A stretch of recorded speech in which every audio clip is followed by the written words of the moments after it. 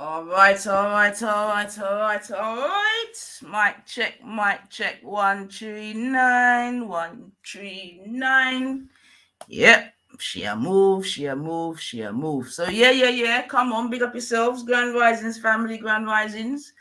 Today is the ninth day. Come on, nine in the building. Seventh month, 2023. Yep, it is 11:52 in the morning. And yeah, man, we say grand risings. We say, let us give thanks and praise to the Most High for allowing us to see another day, because nobody knows the minute, the second, or the hour.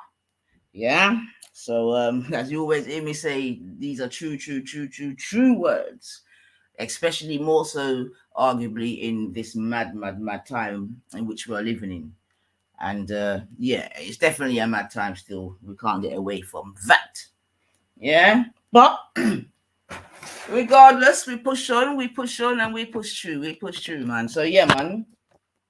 Again, anyone that's celebrating any type of what we saying, birthday, christening, wedding anniversary, anything like that, big up yourselves. Hope you had a good one, and hope you was able to spend it with family and friends. You get me? And yeah, man, keep that love going, man. Let me also take the opportunity to big up my big sis still. Happy Earthstrom to my big sis. You know what I mean? Little celebration and that. That's what I wasn't even about yesterday still. So I apologize for that, man. But yeah, man, my girl on her way to Seychelles now with her people them. So yeah, man, big up yourself. Enjoy. No worry, man. The soon fly too. But yeah, man. So that's that. So yeah, apologies, man, because yeah, I did schedule it for yesterday, but I kind of forgot still, which is a little bit silly of me. You know what I mean? By the time I got back, nah. No one's ready for that. So yeah, get me rice and peas settings, Sunday settings, and yeah, well, we're gonna introduce my new series. Yeah, and as you know, it's called the 90 for 99 Conspiracy Theories. It's Conspiracy Series. Do you know what I mean? And yeah, we're gonna see how it goes. Now, I'm not gonna lie. This first conspiracy that's on the table today wasn't necessarily in my thinking.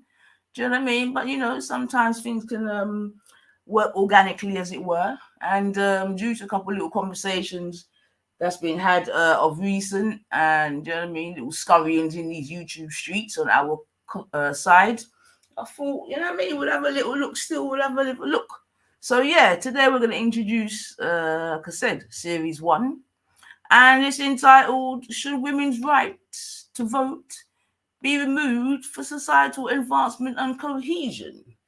And the reason why I'm posing that question is because seemingly there are some men who, and obviously we've got this stupid guy called fucking Dead Gates, Late Gates, Just Pearly Things, who sort of, I don't know if she really believes this, or she's just looking for another grift in it. Do you know what I mean? Because you know she's a full time grifter. Do you know what I mean? But she herself has come out and sort of said, oh, she doesn't know really if women should get the vote and all this kind of thing. And obviously that's fine, because everyone's allowed their view and opinion, right? As we know, because they're like arseholes, etc., etc. But yeah, I thought we'll put it under the microscope and that. Yeah. So yeah, man, we're there, man. Big up all my listeners, silent ones. Get me? I'm telling you, some of you for change your clothes and come in, you know. Come on, Cotton. Big up yourself, Cotton, man. You know what I mean? Cotton knows what clothes she's wearing. You know what I mean? But yeah, family, big up yourselves. So that's what's on the table today. And if we've got a little bit of time, I might even give you a little come on, six pack, big up yourself, big up yourself. Yeah, if we've got a little bit of time, family, we might even touch down on a little scummy side update. Because you know, said that side not stop giving. It not stop giving. Oh, Jack, fair enough, Jack. Jack says you don't think Pearl should get a vote, to be fair. And that's interesting still, because she does chat a lot of nonsense, man. But at the same time, But anyway, that's what we're going to discuss still, because obviously we know, some of us that know the history of the vote, etc., etc. We know that a lot of people previously have gone through a lot of pain and stress in order for the females, to get the vote, etc., etc. I'm sure we all know about the suffragettes and this and that. And to be fair, there's many more even after that ain't maybe commonly known. Do you know what I'm saying to you? But definitely women that stood up. Yeah, in order for women to get the vote, because remember, women voting is still quite a new thing, and there's still countries around the world where women do not have that right. Do you know what I mean? And we're going to also look into that, because I'm hoping that we'll be able to sort of maybe compare and contrast, yeah. Especially, and I'm hoping some of the gentlemen that are sort of believing of this idea jump on still. Do you know what I mean? And some of them have been quite vocal. I don't know if we'll be able to hold our discipline to have a sensible conversation, man. But Sanani, if he's here to talk about it, I ain't scared about no topic. You understand what I'm saying to you? And like I said to man on the other day, there Saturday, I will talk about it. But but anyway, so big up the people in the building. I see the 6-pack. John, come on, you never walk alone, my son. Season soon start again. July, August, boom, we're gone again. Hopefully. So yeah, man, the people that know say Nines is in the building. And we're gonna look into this, man. We're going to look into this.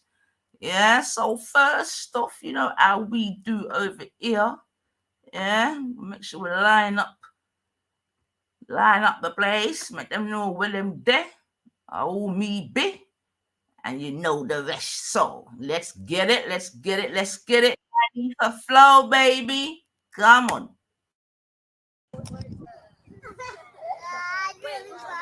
Grand Rising class. All right. Today we're going to learn about non-ether. Y'all ready? You ready? Let's go. Let's go. I'm calling segments on this one. Non-ether flow. Oops. Non-ether flow. Non-ether flow. Come on. My crown, kinky, my skin, melanin. I say it again, my skin is melanin. 9 eat the flow, and you know I'm about to get it in. 9 eat the flow, and you know I'm about to get it in. My crown, kinky, my skin, melanin. I say it again, yeah. My skin is melanin. 9 eat the flow, and you know I'm about to get it in. 9 eat the flow, and you know I'm about to.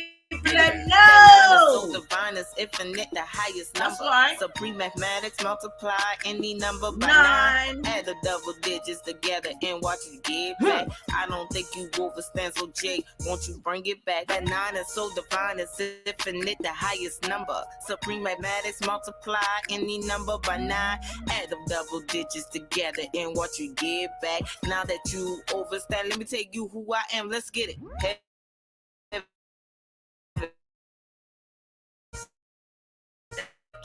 Me, original answer of 9 follicles that I produce all the time. This my scientist flow, don't think it's solely a rhyme. I'm the first physical being, this ain't no diss track. I came from Adam, then I was formed to an atom, that's a fact. I'm bringing awareness to my peoples, you a burning star.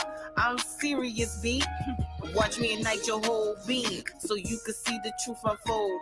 This is no unsolved mystery. We are the creators, the all in the all. I said we are the creators, the all in the all. My crown, kinky, my skin, melanin. I say it again, my skin is melanin. 9 eat the flow, and you know I'm about to get it in. 9 eat the flow, and you know I'm about to get it in. My crown, kinky, my skin, melanin. I say it again, my skin is melanin. 9 eat the flow, and you know I'm about to get it in. 9 eat the flow, and you know I'm about to get it in. I need to get away, away. Take me to a place that's tropical, so rock can shine down on me.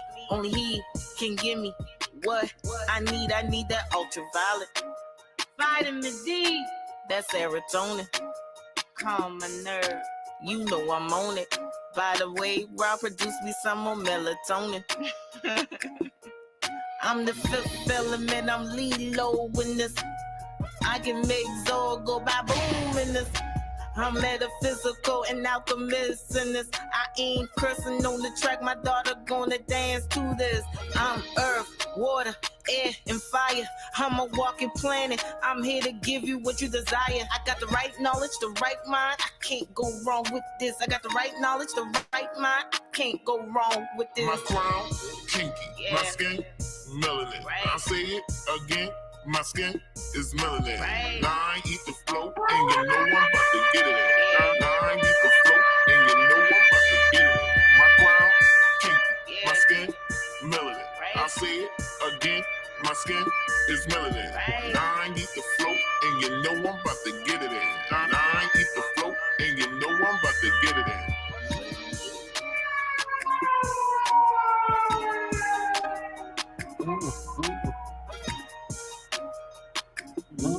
Yes, yes, yes, yes, yes, yes, yes, yes, yes, yes, yes, yes, yes, yes, yes, yes.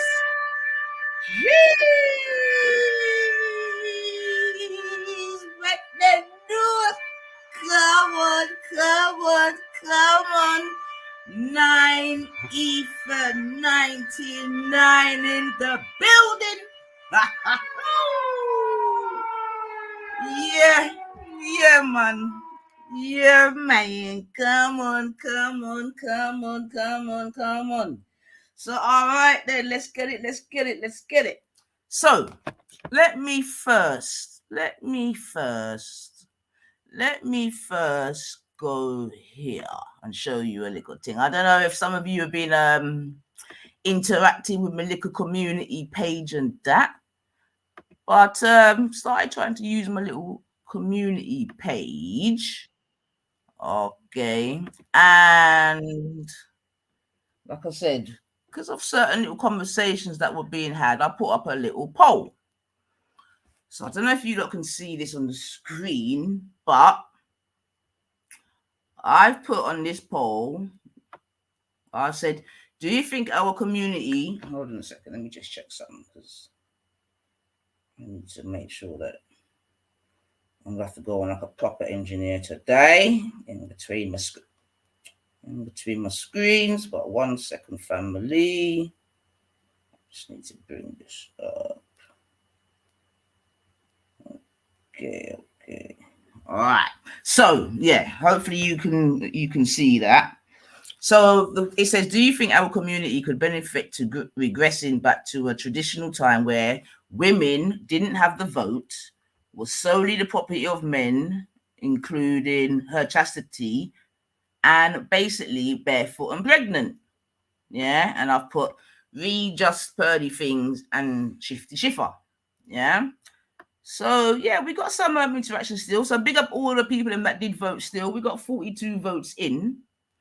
Okay. Now, interestingly, 43%. Now, obviously, we don't know if people are trolling this and that, but we'll have to just go on what we can see, right? And hopefully that people were, voting with integrity, etc. Yeah. But, like I said, we can accommodate for trolls also. But it says 43% says yes, i.e. take the vote back from the woman, yeah, and basically let her be barefoot and pregnant again. 17% said no, okay, and 40% said, are you smoking crack? You get me? Which obviously means it's a retarded question in the first place. That's why I put that one in. However, do you know what I mean? You can't look at these figures and say, well, they're completely, they're completely, on one side. Do you understand what I'm saying to you? Yeah. And obviously we can't dismiss the 43% of saying yes. Do you know what I mean? And I think that if that is a true reflection as to how some men feel, then definitely it could be argued it's worth a conversation. Do you know what I mean? And when I have heard some men in these YouTube speak, and I speak about women, I truly believe that some of them, would prefer that. Yeah. Now, I did try to have a sort of conversation about it. It didn't necessarily go too well, I would say. But what I'm going to do is play a little video from G Block still, just to try to give you some context as to how the conversation went, sort of regarding myself, etc. Previously to this, like I said, I've heard people going around YouTube streets talking about, how they want virgins and how chastity. I mean, to be honest, there's a lot of virgin talk, which I don't know. I don't know how I feel. I don't know how I feel about this, all this sort of virgin talk. I'll be real. Yeah. Obviously, I appreciate the significance of a woman being a virgin, and obviously back in the day, it was it led to her innocence, this, that, and the other. That's fine. But I don't know, when I'm hearing grown men in their 30s and 40s just keep regurgitating this virgin talk, I don't know. It makes me feel a little bit uncomfortable. I've got to be real, because really, no, not even say realistically these days to find a virgin is going to be young, because I don't actually believe that. And that's another thing that I want to speak about further down the line. I think that some men have got such a skewed view of women, and I don't understand where it comes from. Yeah, because some of these guys seem to sort of keep saying that women are very promiscuous. I don't think most women are promiscuous. Do you know what I mean? I don't think most women are promiscuous. You understand what I'm saying to you? I think there are definitely some hoes out there that are doing their hoey thing. But I'm saying there's still a good percentage of women that, they keep it, they keep it cute, as it were. But obviously these are not the women that I spoke about. Do you know what I mean? Like, there's many women with, on YouTube and different social media who are big grown 30s, 40s, 50s, and were still virgins. Do you know what I mean? There's many women, I'm sure, that are in the church who have been church people all their goddamn life that are still virgins. Yeah? But anyway, we'll go into that. But I thought, let me just, like I said, show you the poll first. Yeah, in terms of, my question and the answer to the poll, etc., etc. Yeah, so 43%, which, in 2023, I think is quite a high percentage still. And yeah, it'll be interesting to know what the thinking is behind their answer. Do you know what I mean? But yeah, man. All right, big up yourself, G Block in the building. Get me shoe buns. Big up yourself. Happy Sunday, family. Social media, body counts, and high levels, etc., distorts reality. Well, this is what I'm trying to say, John. I agree with that. But I also think that a lot of men are being skewed by this, because when you're hearing some of the rhetoric, I mean, when I was listening the other day and I was hearing things like ran through and wall, you get me, just some real, I'm like, what's my first question is, man, them like talk about women like that, like what sort of women do you know? Do you know what I mean? Because if you're talking about women like that, to me, that's telling me the sort of the grade of women that you know. Do you know what I mean? Like, for real. But anyway, again, let's try to give a bit of context, and then we can sort of more go into it. And whilst this is playing, I can do one or two things still. But big up everyone in the building still. Do the housework, hit the like button.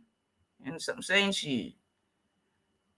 If you want, share up the thing. If you don't want to share it, but hit the like button at the very least. Yes, one would appreciate that. Yeah. So yeah, let's get into a bit of this G Block video, and like I said, then we can have big up my sister, yo Hoggins. I don't know if you want to hear that one, then I'll come and tell you, but yeah, man, big up my sister, man. Come on. All right. So just for those that may be late in, let me just go back up. This is a poll that I put on my channel, and it was sort of in response to some conversations that I was hearing, definitely. And it goes, do you think that our community could benefit to regressing back to traditional time? I need some water, sorry.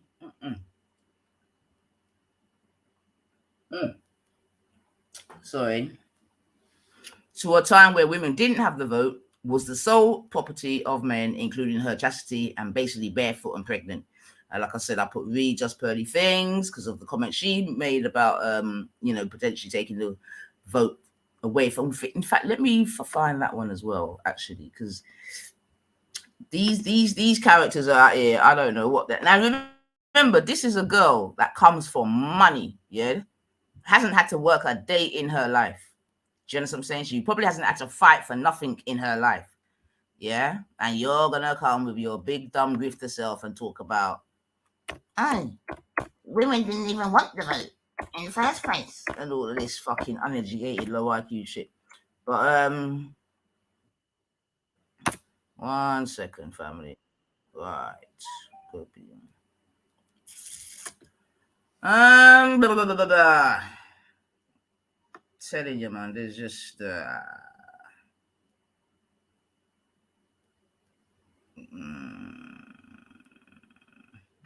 yeah, because I can't even play it, but I can't even want to play the whole thing, to be honest. But let me just play a bit of that idiot girl, yeah. The one that enough man then forgot was racist. I heard a man say slavery was embellished. I said, you know what? I can't even be bothered. I just can't even be fucking bothered. You understand me? And like the buck, like, you know, my sister Divine talked from years ago, but she called it buck dancing and bojangling. And before I used to think, oh, you're being a bit harsh, love. You're being a bit harsh. But yeah, man, I don't know lie. I'm gonna have to concede that, yeah, we can see some of what she has sick of for real. The bojangling and the butt thing is a mad thing. But all right, so oh yeah, and then just to let me just, in terms of the poll, all right, so you can see the question and the votes. We can see 42 votes came in, and again, thank you for those that that participated. And it says 43% said yes, 17% said no, and 40% says, are you smoking crack? And obviously this vote is still live in our family, so you can go and take part in now. You get me? Cast your vote. You know what I mean? And yeah, like I said, we're like a dark bolt it, but the vote's right there. It's live and direct. Put your yes, no, or smoking crack. You get me? But for today, we're going to be sort of trying to concentrate on the yeses. You know what I mean? And maybe try to sort of ascertain where they may be coming from, what their thinking is behind it, etc., etc., etc. If any of the men that feel like this jump on, I'll be very surprised, you know. But we shall see. We shall see. But you know, so we're there for talk about it. So yep, 9 for 99 series 1. Let's get it. Okay. So let's bring on this little fucking this grifter. Get me with racist tendencies that some men don't want to acknowledge, but I say it still. Nothing to change from the plantation. Alright. Can I bring this down a bit? Women predominantly. This is why you've got this big following. And your view is that modern feminism is deeply flawed. I would argue a lot of your proposals, like taking the vote away from women, are deeply regressive. Mm-hmm. Why would you want to remove, just from yourself, the right to vote? Well, what happened was I had the same view, right? Back when I started, I was like, why? I found out that only 5% of women wanted the right to vote. And I couldn't figure out, like, why would women not? No, it's true. It's true. You look it up. At the time. Because they've been conditioned by men to think that they shouldn't have a vote. I mean, that's what they say. But, you know, I started reading their writings, right? And what I found out was that the reason a lot of women advocated for it was because they believed it was the beginning of the breakdown of the family. You know, before you became one in marriage, 85% of people were married. And, you know, I hate to say it, but they were right. What has happened 100 years later? You're talking about women predominantly, which is why you've got this big following. And your view is that modern feminism... Right, so you can see the premise that she's sort of laid out there, right? Basically that, you know, since women got the vote, that basically society's gone to shit. Yeah? So let me see if I can... Maybe I'm going to have to get the fucking... No, I'm not going to get her lower one. Yeah, so you can, like I said in there, it's quite clear, and I'm sure you've heard these sort of rumblings before. You know, I've heard others say that since women got the vote, that's how the whole LBD, blah, blah, blah, things been promoted. You know what I mean? It's that to women, and do you know what I mean? Like, everything is the woman's fault, and because the women got the vote. You get me? Personally, I think that's a retarded thing to say. You get me? However, I'm willing to be proved to be wrong. Yeah? I am willing to be proved to be wrong. Okay? And also, what I also want to say is that I find that a lot of the men that I'm hearing using these sort of talking points, they are not talking about I don't think they talk about their community personally. I think that they talk about a community that they're being groomed to sort of not to be a part of, but to sort of to think through the eyes of. Do you know what I mean? As opposed to what they may be seeing around them. But we can get into that still. But all right, so let's get let's start with this one. Yeah. So like I said, this is a little conversation taking place on the block. You know how that goes. And yeah, let's listen to a bit of it still. Hear people lay their foundations and that. I hope that's the right one. Right. Done. Big up to Big Edge. All right. Let's see.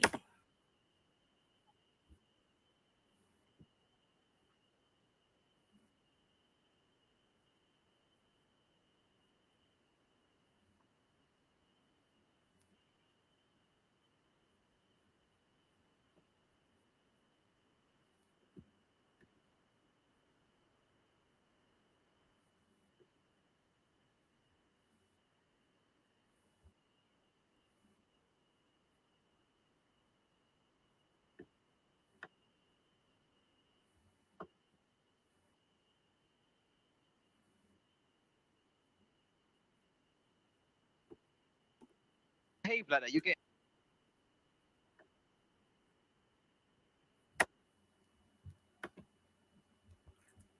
Can you not hear?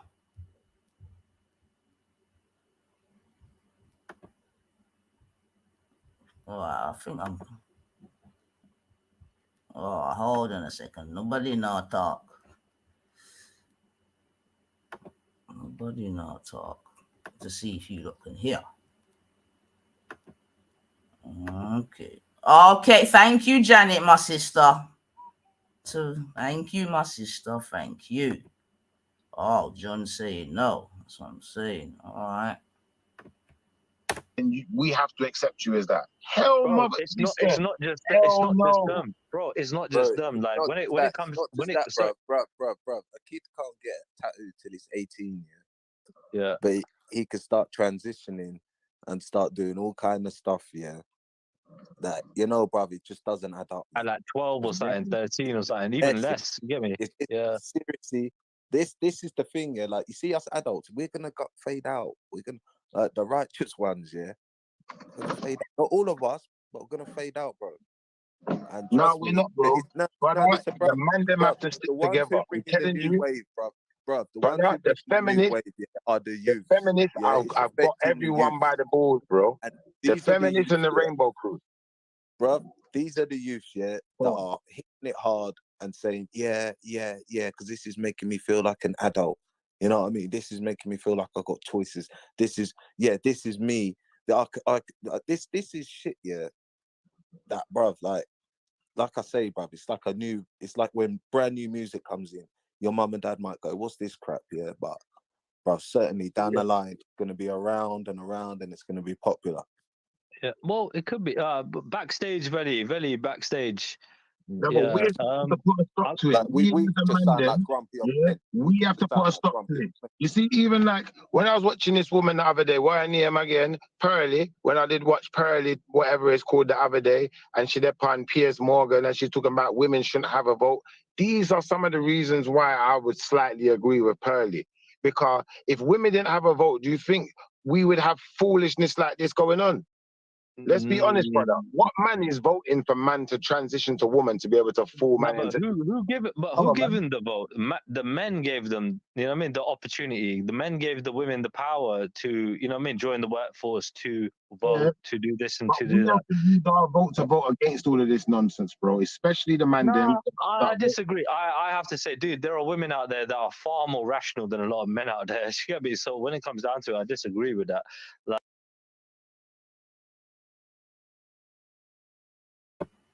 All right, Divine, bless up, man. Go back on your bed. No problem. So let me ask you a question firstly, yeah? So obviously you heard an assertion there that it was women, that were responsible for giving you know, all of these gay rights, etc., etc., etc.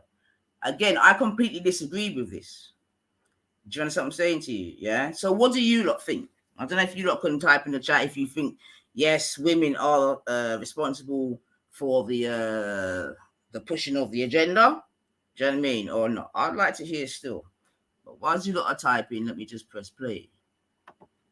Like when it come down to So what, women, you're voting for hold on, you're voting for transbots and flipping. but not all If a women man think sleeps like with that, a man that's bro. transitioned to a woman, he has to accept it as a Bro, woman. You're voting for you that. can ask someone like Nine. You get me? You can ask, bro. Plenty of No, women I'm out there asking are you. disagreeing. I'm asking you. Would you be No. voting for that? I'm saying, bro. I'm saying all women are not like that because they're I never women. said Don't mean all that they're women are all like for that, bro. feminism, Bro, I never Like said all my women chick, are for like that, example, bro. bro. My It's got chick, yeah, nothing to do with it, bro. brother. My That's got chick, yeah, nothing to don't do want to with it, be. My chick brother. likes her traditional You're missing values. the You get point, me? She wants to be a. She would love to be a stay-at-home mum. You get me? brother. She That's was a got career. nothing to do with it, brother. Bro. What you have to understand is these feminist agendas that are being pushed on our children are the reason why we've got transbots in the way we got them now. The reason why your child can transition from man to girl to man. Not when they're babies, they're not even man yet. They're Right. boy and girl. Also, bro, women have got more freedom than they've ever had before in history, in society, that I can recollect, right. And so when it comes down to it, dude, there are still women that choose not to, like, for example, date and sleep around. You get me, and this and that. There are women that prefer to just be with one man and not fuck around. You get me, and like there are. And I appreciate and value those women. Because my chick is one of them. That's why I'm with her. You get me? Bro, Like, what she's the got hell her has that got to traditional do with it? values. What has that got to do with it, though? I don't understand your point. What has that got to do with anything? Bro, they don't literally, because they got the freedom to literally do whatever they want, they still revert to traditional values. Would you sleep What's with that got to someone do with it, though, bro? How's that helping Triller, solve the problem? Triller, would you sleep with someone who used to be a man? No. So what are you talking about then, bro? What the fuck are you talking about, bro? But I wouldn't. But like, there are other people that might, innit? Like, no, you don't think he's hearing himself, brother. Bro, I literally am hearing myself fine. You can't see the relationship the link that I made. Would you sleep with a woman? Would you sleep with I a would woman? sleep with a woman with a fucking that was born a woman, yeah. I mean, would you sleep with a man? Would you sleep with a man? Okay. No, would you never. Sleep with... Well, so you wouldn't sleep it's with not a my trans, preference. And if so somebody else wants to do that, that's them. Huh? Yeah, I'm with you. But then, bro, again, what's your point? Well, what's your point about like them, like a woman? You lot are trying to say, not give women the vote because women are like this. And I'm saying, bro, women are not all like that. There are a lot of women that are literally against homosexuality, for example. Like, you know what I mean? Hey, Triller, listen to what I said again. I said Pearly Things said that she don't think women should have a vote. And I said that I'm slightly starting to agree with her because I feel that if women weren't voting, then we wouldn't have certain things in society. So that's the only reason I'm basing it on. I'm not saying that I totally agree with women not having a vote. I'm saying on the basis that we wouldn't have certain things in society, I can slightly start to understand where she's coming from and have a slight bit of an agreement. I totally disagree with you, bro. And you're allowed to, bro, because you're happy to have these things in society. No, bro, because women are not all the same, bro.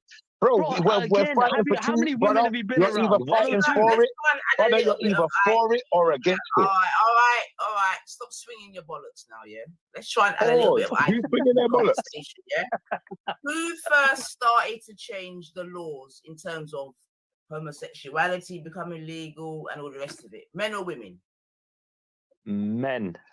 All right, then. Argument done. Right, stop blaming women, man. Find a new person to blame, man. Yeah? Look in the mirror and blame yourselves. Yeah? A lot of women, man. You sound retarded. Unfortunately, men still rule and run the world. These are facts. That's right. So you go to a Muslim country where men actually rule. You go to a Muslim country where men actually rule the country. You will find that these things are not allowed and they are not permitted. You come to a country like England where you can have a female prime minister. You go to a country like America where you can have a female president and these type of things. And then you'll find in these type of societies, unfortunately,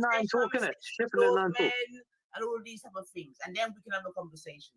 If not, you just sound like you're bawling and bitching. We're not really having a conversation because really and truthfully, we're having a difference. We're having a difference in opinions. You've shared yours. Now I'm going to share mine. At the end of the day, you live in a society called England. And in England, in the UK, they've had female prime ministers. You have female members of parliament and you have high numbers of females voting in comparison to a country that is strictly run by men, which would be like a Muslim country then, for instance, then, where you don't see none of these things happening. So unfortunately, there is already evidence enough to demonstrate that men are not really accepting of these things. Unfortunately, I just brought the evidence. I just brought it to you. There's a whole country. There's whole Muslim countries out there. Baghdad. Yeah? Baghdad. Bring some evidence. You're chatting, though. Afghanistan. You know what? Ship up. I know you're lost already, yeah? Over Yasso, you from what I understand from nine. Okay, so you heard Schiffer mention certain countries there where he believes that these things can't run. I believe he mentioned Afghanistan. I believe he mentioned Iran and a couple others. And obviously he said that there were Muslim countries, which is fine. So I don't know if like someone like Banks is about, because I know he's Iranian, Afghan, unfortunately ain't about no more. Do you know what I mean? But so my first question there would be then, would you rather live, and I'm talking to you now, Shifter, just in case you're listening, would you rather you and your daughters lived in a country like Iran or Afghanistan? That's the first question. Yeah. Is that where you would like your daughters to live, in countries such as that? Because if it is, then all you got to do is pack your bags and go to these countries. And this is the next thing. All these men that are barley for this and that. Like, why don't you go to countries whereby the women are quote unquote more traditional? You know what I mean? I think that's exactly sort of some of the passport brothers is sort of vibrations also. They want traditional girls, so they get on a plane and they go to a country where they believe that these girls are more traditional. So that's just a point of reference for some of the men that are barling. But yeah, I mean, so yeah, you've heard the countries be mentioned and so forth and so on. Yeah. All right. Yo, I disagree with you, Nines. Are you telling me that the countries run by men allow this behavior? Patriarchy, I don't think it is a patriarchy. Both said men. Yeah. Obviously, but all you're the only one that has to stand on your own. You get me? Look, anyway, I always stand alone. Women have more rights than men do, generally speaking. So when it comes down to legally, right, women have a hell of a lot more going for them in today's society than men do, and that's a fucking fact. Okay, can we go back to the vote thing? So, like, I want to know from Schiffer, is he the only person on the panel that thinks that women shouldn't vote, or it's more of you? I don't. I think women should vote. I think women should vote, yeah. Just to be clear, I never said I don't think women should vote. I said I'm leaning towards that direction. So you kind of agree in a bit with Pell. Well, I'm kind of agreeing a little bit, but for this reason, because there's too much of this stuff where women will allow their child to grow into these things. Women are allowing these things into the household. They're allowing it into the school. And majority of the people raising these kids are women. So unfortunately, I have to... What do men do? What are men doing? Oh my God. Wait. Why does it have to be men versus women? Let's talk about women now. If you want to talk about men, we'll talk about men. All right, let's not talk about women. Let's just talk about men then. Let's just talk about men. Still run the world, still run politics and everything else. But when it comes to certain things, it's all about women. All right, let's just talk about men then. But wait, Schiffer, can I just add something on, yeah? But when it comes to the vote, it's not just about like how you raise your family. So your vote shouldn't be dependent on how you raise your family, right? Like it depends on what you put into society, and like you're voting for different things that's happening in society. So if women are 35% of the workforce, you're saying they shouldn't have a say in what goes on in society? Hey, Ship, you saying that women shouldn't be able to vote? Are you mad, man? What I'm saying is this, brother. This is what I'm saying. I don't have a problem with women voting, yeah?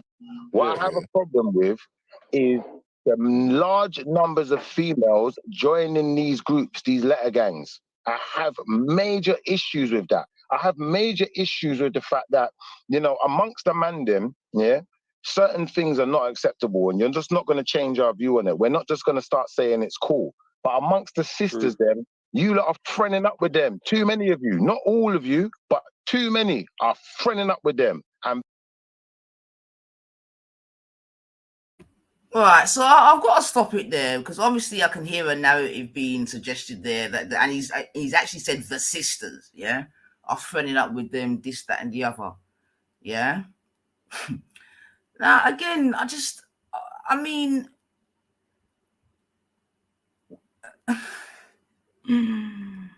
like for example, why instead of Shifa, let me stop. For example, why are so many men wanting to be women? Let me ask that question. Why do so many men want to be women? Now this thing, let me rewind it because I mean all this about is the what I tell you, boy, I don't know, man. It's just, let me just rewind it a bit. This is what a lot of what I'm hearing today is like no type of accountability for, you know, in one breath, men are the rulers, the this, the that, the head, the foot, but anything negative, it's all the woman's fault. Do you know what I mean? And this to me just shows. Anyway, let me just let the thing play, man. Like this is, yeah, man. Yeah, and you know, at some point we're gonna also have to sort of talk about, because I did sort of mention it on the blog as well, about seemingly there's a lot of men that feel that they have no standing in community, in just in the society or whatever, whereby all low hanging fruit is getting attacked. You know what? Let me just let the team play, man. But yeah, man, like you're voting for different things that's happening in society. So if women are 35% of the workforce, you're saying they shouldn't have a say in what goes on in society? Hey, Ship, you saying that women shouldn't be able to vote? Are you mad, man? What I'm saying is this, brother. This is what I'm saying. I don't have a problem with women voting, yeah? What I have a problem with is the large numbers of females joining these groups, these letter gangs. I have major issues with that. I have major issues with the fact that, you know, amongst the man them, yeah, certain things are not acceptable, and you're just not going to change our view on it. We're not just going to start saying it's cool. But amongst the sisters, them, you lot are friending up with them. Too many of you, not all of you, but too many are friending up with them and pen palling. All right, listen.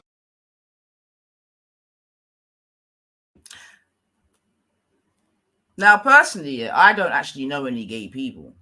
You get me? But I've heard Shifa talk about gay people. You get me? I don't know any gay people. You see what I'm saying to you? And again, I don't know sisters that are quote unquote friending up with them and this and that and the other. Do you understand? And again, this is what I'm trying to say. Like, what communities are these persons speaking about? So, Shifa, does that mean that you're surrounded by women that are friending up with gay people, bro? Is that what you're saying? Because I'm telling you straight, I don't know no gay people in it. You see what I'm saying to you? Yeah. I don't know no gay people. I'm not saying that someone I may know ain't gay. I'm just saying they ain't come out as being gay. So I don't know no gay people. Yeah. Clearly, you're around people that know gay people. Do you know what I mean? So then my question would have to be after that, well, what type of women are these? You know what I mean? Like, and when you say friend up, what does that mean? Are you going to these gay men and asking them, like, why are they gay, for example? Like, instead of going to the women, are you going maybe to the guys? Because obviously you're a man, and question them as to their homosexuality instead of just chatting about the women. I mean, it just doesn't make any sense. Shifa is such a hypocrite as he has spoken about his gay cousin. Okay. There you go. He's got a gay cousin. You see? Now, the question would be now, I wonder if Shifa has excommunicated his gay cousin. I wonder if he's put his gay cousin to exile. That would be an interesting. Yo, Shifa, I know you're listening. Come hit the link, bro. Or Suge, I know you're his lawyer. Come hit the link, man. Come hit the link. Come onto a ladies panel. You get me? Come hit the link, man. So Shifa is such a hypocrite, as he has spoken about his gay cousin, but expects a pass back. He wants a virgin with multiple baby mothers. Make it make sense, sis. Well, Janet, and the thing is, Janet, I know you weren't even on the block, but just from what you know, and obviously I completely concur with this, man. Do you know what I mean? But anyway, let it play. So all right then. So this is what I'm trying to say, right, about practicing what we preach here, because so now, Shifa, I want to know from you, and if, you know, someone ask him tomorrow on the Trill show or a little later when the boy, my man goes live, has he excommunicated his gay cousin? Yeah? Or is he friends with his cousin? Get me? Or does he bun out his cousin and sell him bare bloodly Buju Banton tune on loop? But anyway, we'll let the thing play. Yo! I'm gonna go on mute because you think I'm retarded. I'm gonna let you talk, and you tell us something that's so intelligent. Then You're emotional, man. You're not even making logical fucking. All right, so women ain't friending up with them. Then it's all in Schiffer's defense, yeah, I will say that the vast majority of women, right, didn't want the vote. When they were allowed to have the vote, right, most women didn't want it at the time. So, and who did you get that from, Trilla? Did you get that from Pearl? No, not at all. So reading about historical facts, you get me, at the time, but then right? Even Piers Morgan said that the reason why women didn't want the votes because they never had it and they thought they shouldn't have it because that's all they knew. They were lower class and under men. It's if you believe that in your mind, why would you want it? Right, because the thing is, it was a similar thing where like women didn't want to be conscripted into the army, right? Things like that. They were like, "Fuck that." You get me? Yeah, the men, you get me, had to unfortunately, you know what I mean, suffer that burden, and you know what I mean, that's part of being a man in that regard. You get me? But where women were like, "Okay, we don't want the fucking vote." Majority speaking, especially. Looking at America as a demographic, yeah, when they got the vote. So, but there were suffragettes, you get me, right, in both in the UK and in America, that were freaking literally that they were acting like terrorists. You get me? They were acting, you know, there were a few people that were fighting for it compared to the majority that just were happy to be housewives. You get me in that regard? And Trilla, but most women can go to the army but choose not to now. So just like most women chose not to vote, but you know, just to have the option is there. Like I don't vote, but I still want to be able to if I want to. Yeah, well done, Cotton. Yeah, but if you want equal right to vote, should you not play equal place in the like? Shouldn't you do an equal part in the workplace then, and play an equal part in society? Because you.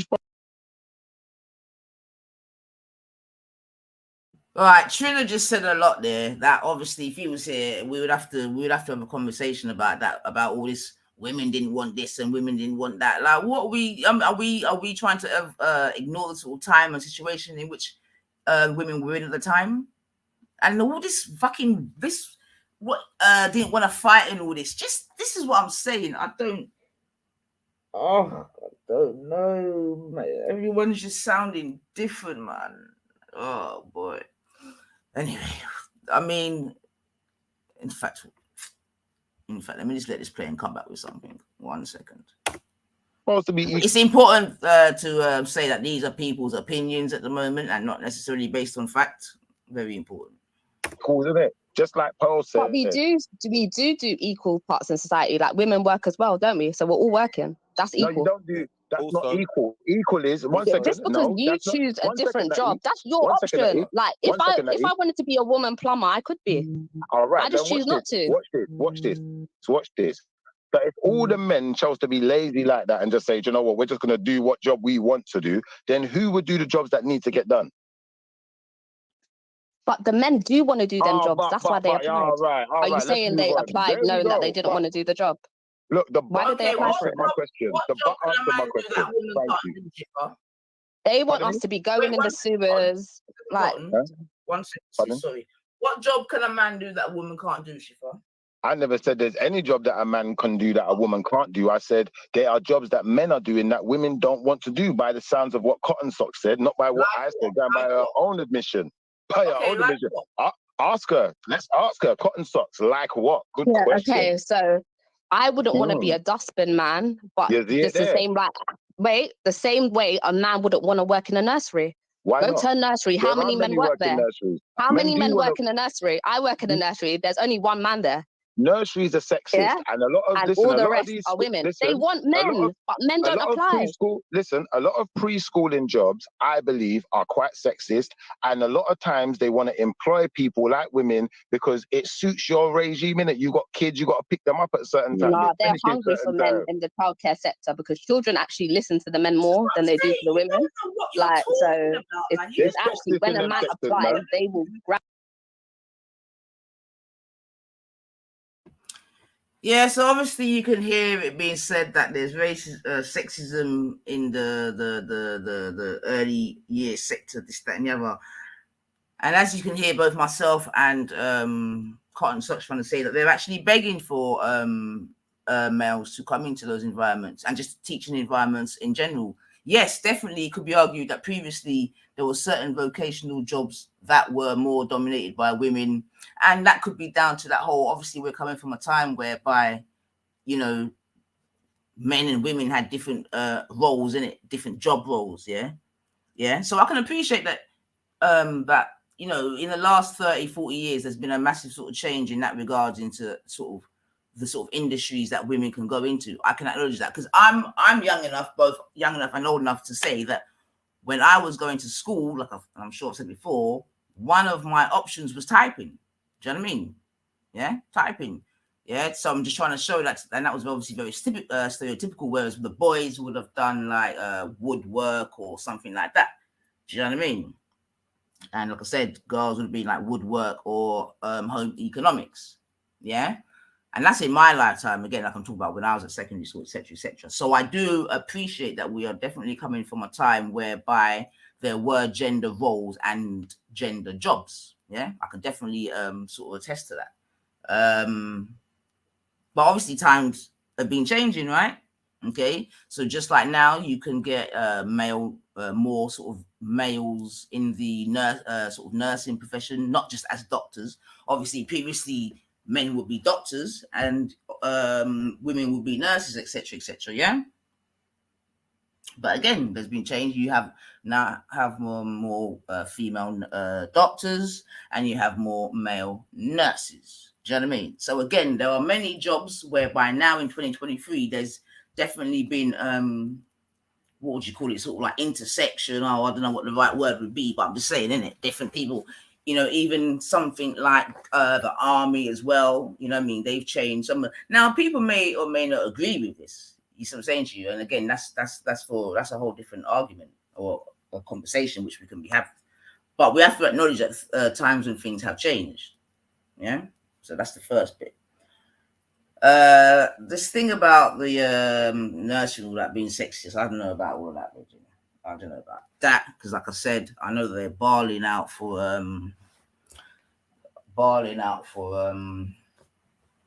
like I said, teachers, male teachers across the professions. Do you know what I mean? For obvious reasons. Do you know what I mean? So okay, let's press play again. Gravitate to that more. No figures and no information. Like Colin is Listen, saying, they're barling out. sorry guys, barling out for men in the teaching profession. Like, what are you talking about, man? Like, stop it, man. You're mixing way too much old-fashioned, Schiffer, man. You'll get old-fashioned. But this is what I'm saying, yeah. The reason why we got to have the women involved in this thing, yeah. The reason why we got to have women involved in this thing, yeah, because this is what I see for when I've been here in this world. Yeah.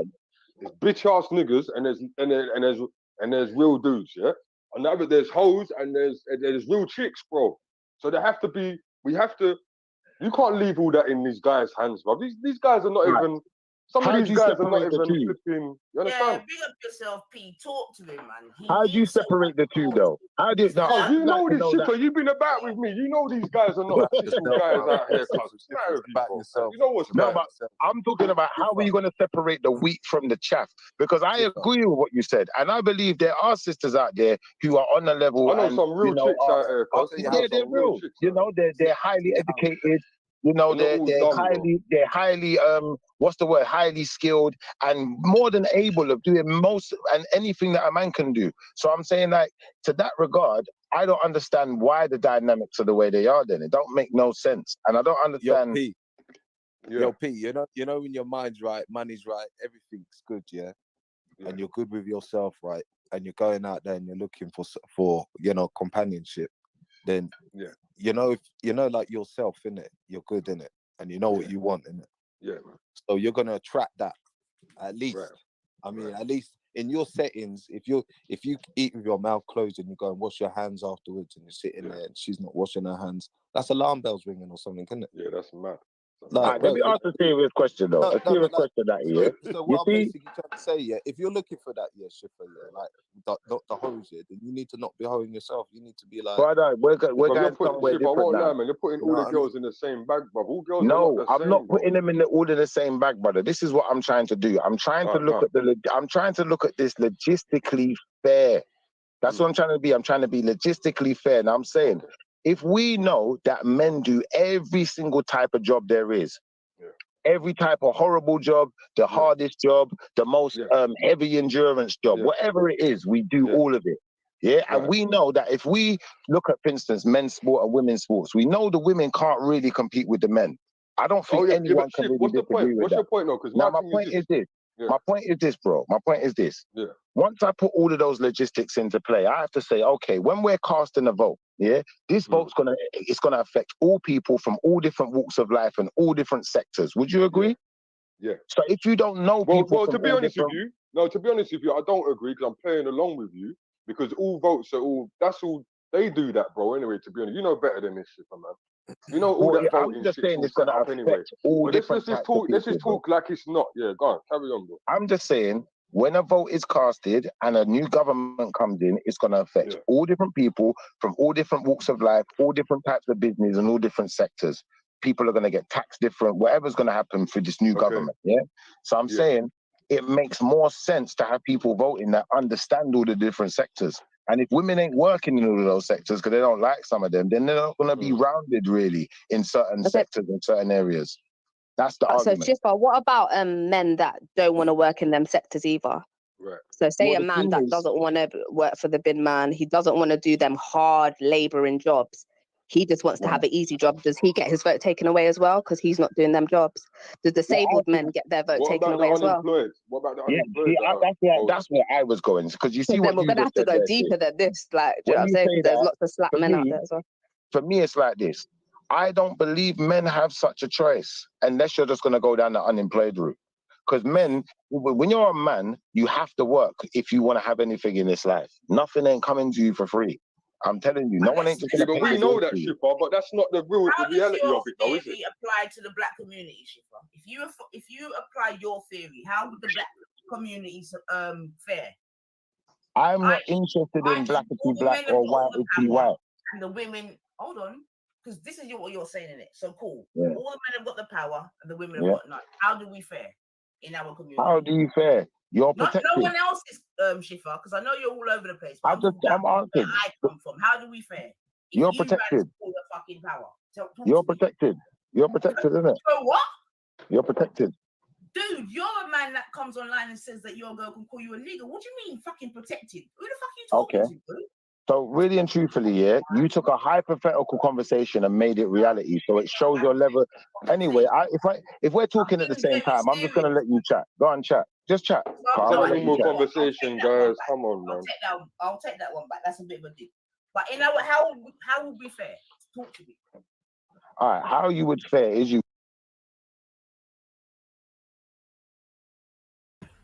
All right, Suge. So you heard I said, all right, I'll take that one back.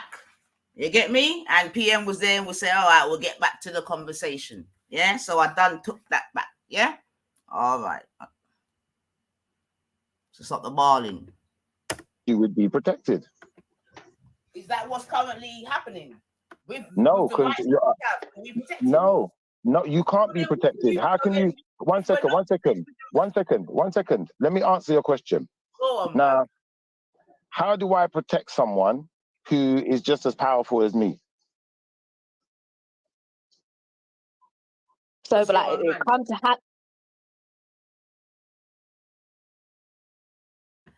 So the question was there: how do I protect someone that is just as powerful as me? Okay. But it comes hand in hand with control, though, innit? So it's protection and control. Shifa. Thank you. There's got to be some control, obviously. There's got to be control. So that's what I'm saying. Like in the Islamic countries, it's like they're controlled by their men. And then their men will protect them. Like you can't go out by yourself. You have your chaperone. That's protection. So you that's have the no question, freedom. Shifa. That's the question, Shifa. Is that how you want it to be? Yeah. To an extent, to some extent, maybe not like an Islamic country, maybe not mirroring, but to some extent, I feel that, you know, society is allowed, it's let itself go. And it's allowed the most precious part of our society to be tarnished. Pardon me? Which one would you chaperone? Which one of what? Your women, bro. What do you mean, which one of my...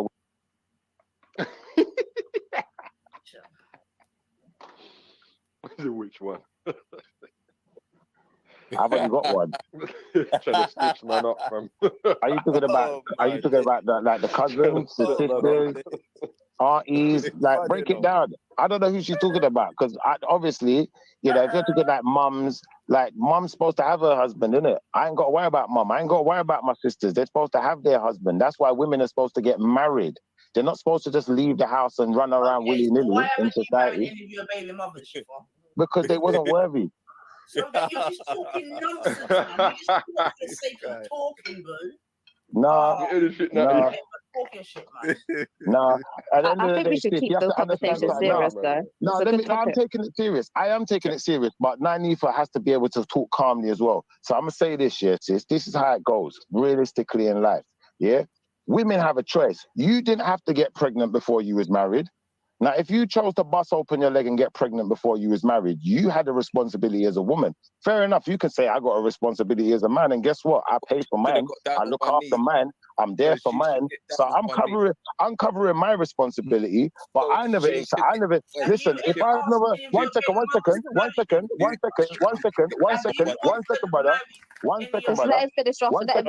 Let me finish, and then you can ask questions after, innit? So what I'm saying is, if I've got with a girl, yeah, and I've not said I want to marry you, and you bust open your legs, more fool you. At the end of the day, if I said I wanted to marry you, and then I married you, then you bust open your legs, you'd have been married, innit? You'd have been married, but y'all are fool, innit? Look, y'all are fool in general. Just y'all in general. Is that correct? I would say most women are fools. Most of women are fools. That's the truth. Whoa! That's not my fault. Whoa! That's not my fault. Wow. What is the truth? Brother, if one works so foolish, on would keep on a chastity. Hey. When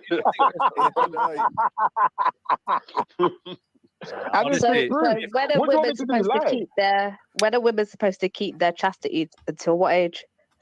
Until they're married. Marriage, yeah. Until they're and then, married. like, say they get a divorce, then after that, then what? Is she just like she should just wear black now? That was great timing. That's it for her. Fucking Shifa just ducked. Literally, one man to my pom pom, and that's it. Is that what you want, Shifa? So, like, say you and like when you and your first baby mum were with each other and you broke up, she should just wear black now and never meet anyone again. Where's she gone? Where's he gone? Oh, he disappeared.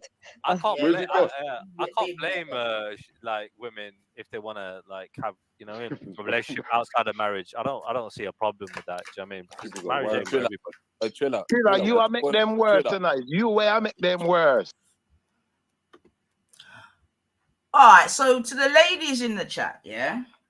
To the ladies in the chat, yeah? To the ladies in the chat.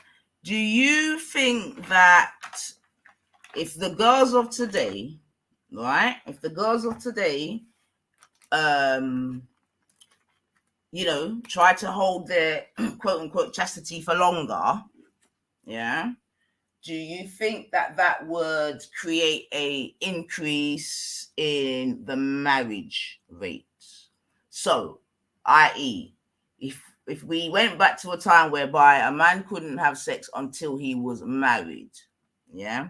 So I'm asking the question, ladies, do you think that if the ladies, yeah, went back to being more traditional, where they didn't open their legs before they were married, would we see an increase in marriage in this country?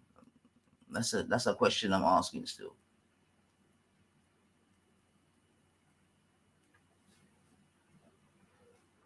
In fact, the man there could answer too, to be fair, man. Do you think that if the ladies closed their legs, you get me, kept it locked up, yeah, only gave in to a man upon the promise of marriage, you understand what I'm saying to you, whereby you got married and then you would lose your virginity on your wedding night, yeah, and then, you know, in some cultures you got to prove that you was a virgin and all this type of stuff. Do we think that going back to such a tradition, and I'm asking honestly speaking, you know, would create more marriages?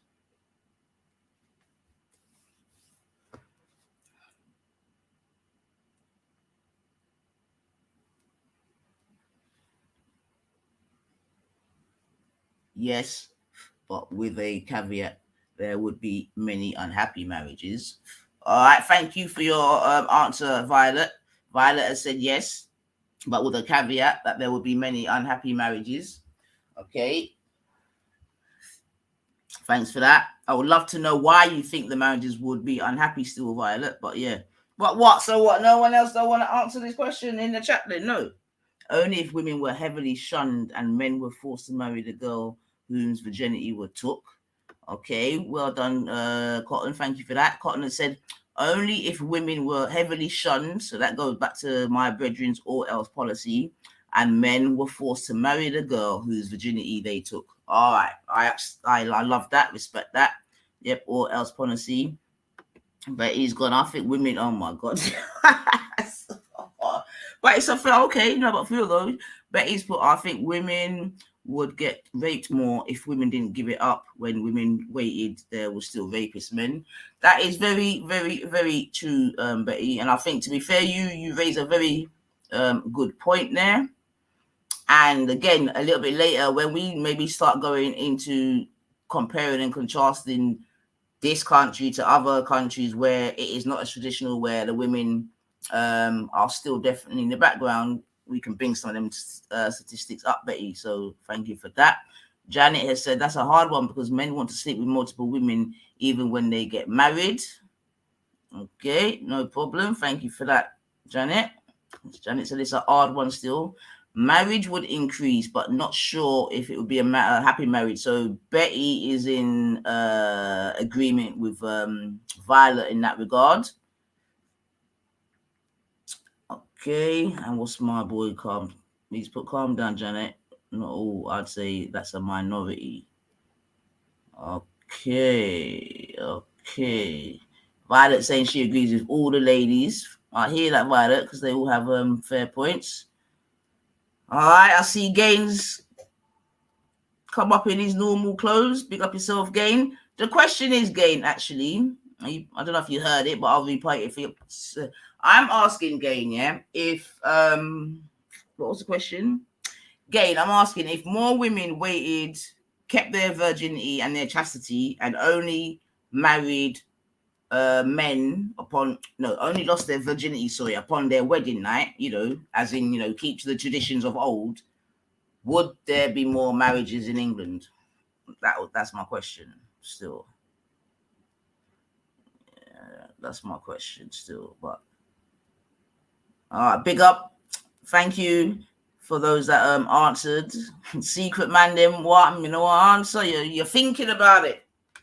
Are you thinking about it? Because you see, when we start talking about tradition and all of this, yeah, that means there won't be all these men out here that are boasting about being cocksman and how they've had this amount of girl and that amount of girl east, girl north, girl and all of that. There'll be none of that sort of bollocks, you know, when it comes back to this. If we're going back to them traditional settings, you know, man. Yeah, that's why I don't know, man. Yo, Schiffer, jump on. Don't be scared. Don't be scared. Marriage should be sacred and genuine, not out of whims. Are any of those who propose marriage are married themselves? I'm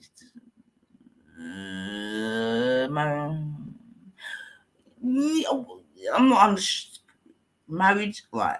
Are any of those who propose marriages are married themselves? Again, calm down. Like we're saying, right? Because we're saying again that if theoretically, I'm asking if women of today were to go back to being quote unquote more traditional, as in no sex before marriage, you understand? Only having sex on their wedding night when they've been made legal and you know, the property of the man and all the rest of it. Do you think that there'll be an increase in marriage? Yeah, Janet, it works both ways to minorities. All right. So that was the question anyway. But yeah. All right. We'll keep on, man. Violet said prostitution would rise exponentially. All right. Oldest game, remember the oldest profession in the book, apparently, for women, so they say. But yeah. All right.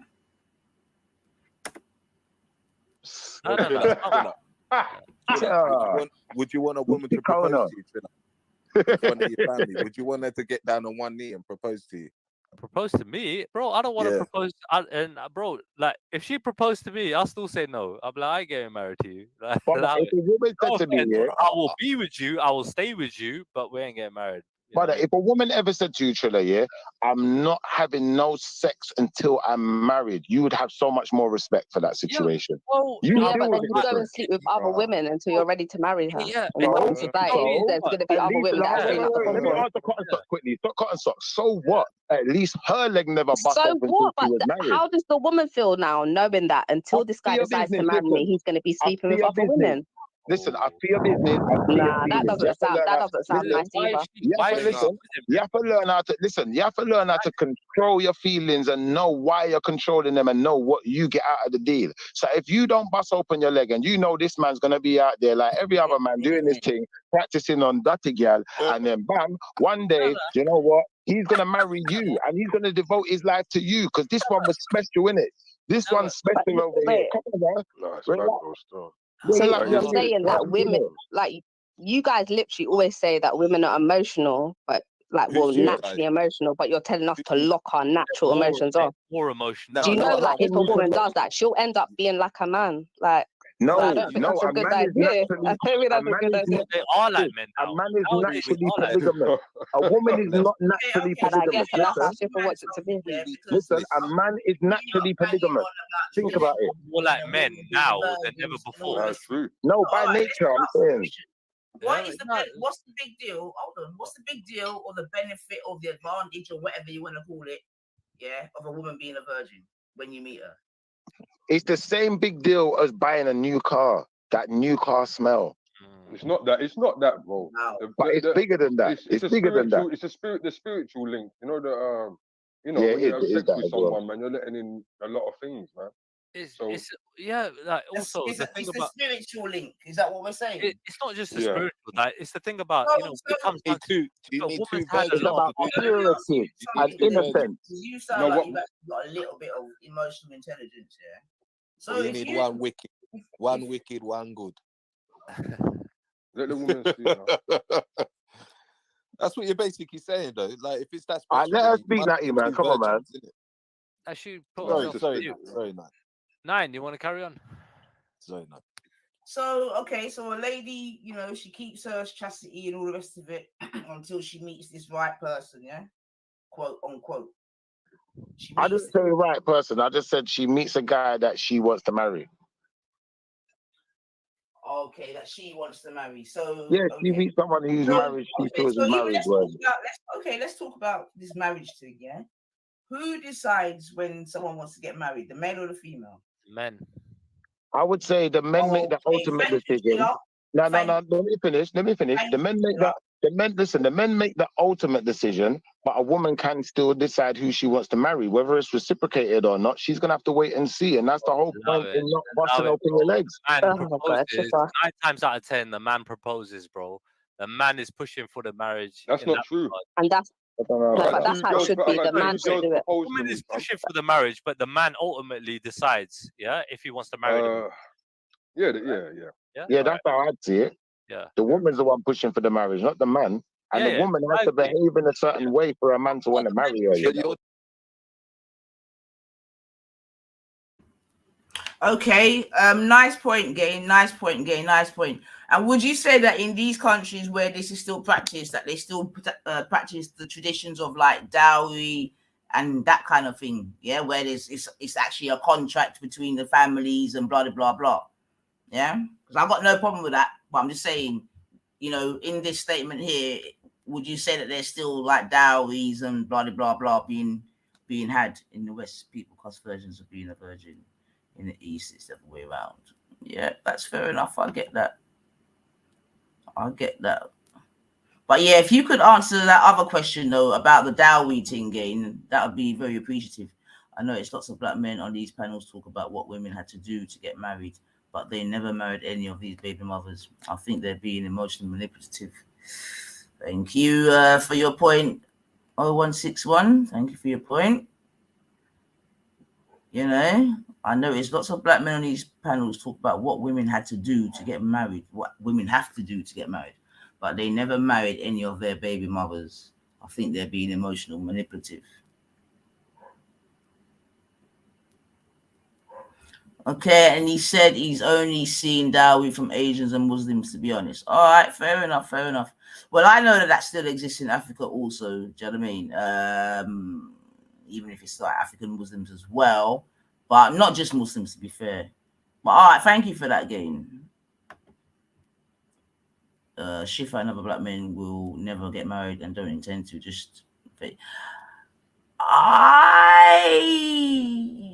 The Westerners consider dowry as backwards.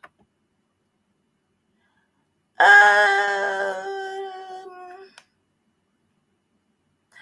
don't know if but I just believe that it might be dressed up a little bit. No, I hear you still, but I hear you still. I hear you.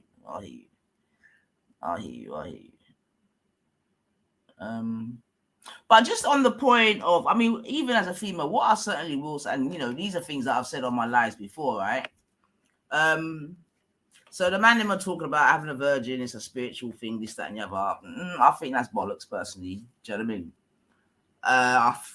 But let me not get into that bit. But I do think that, listen, having a high level of sexual partners, I believe, on either side is not good. Do you understand what I'm saying to you? Yeah, it's not good. Obviously, as a female, it's going to be considered differently for different reasons. You understand what I'm saying to you? And I can appreciate that. And man give, women receive. I get that. Yeah. So I'm never going to try to sort of compare and contrast in that regard. However, regardless, if you're going to come to sort of like the spiritual aspect, this, that, and the other, you understand what I'm saying to you? Yeah. It's the same thing. I.e., if a woman has slept with 50 partners and a man slept with 50 partners, you're both bringing your 50 partners to the dance. Do you know what I'm saying to you? So, all right, man, they want to think like, bam, you know what I mean? Getting a virgin. All right, then, cool. But you're still bringing your 100 partners to the virgin's dance. So that's not great neither, is it? Do you know what I mean? So, you know what I mean? We've got to be a little bit balanced in this thing, man. You get me? Now, I'm not saying that, we should go back to the days where both male and females are virgin. I don't even know, but I'm just saying, I definitely agree that as a female, you know what I mean, you shouldn't have too many ghosts in your team. That's a definite. But I'm saying the same thing for men.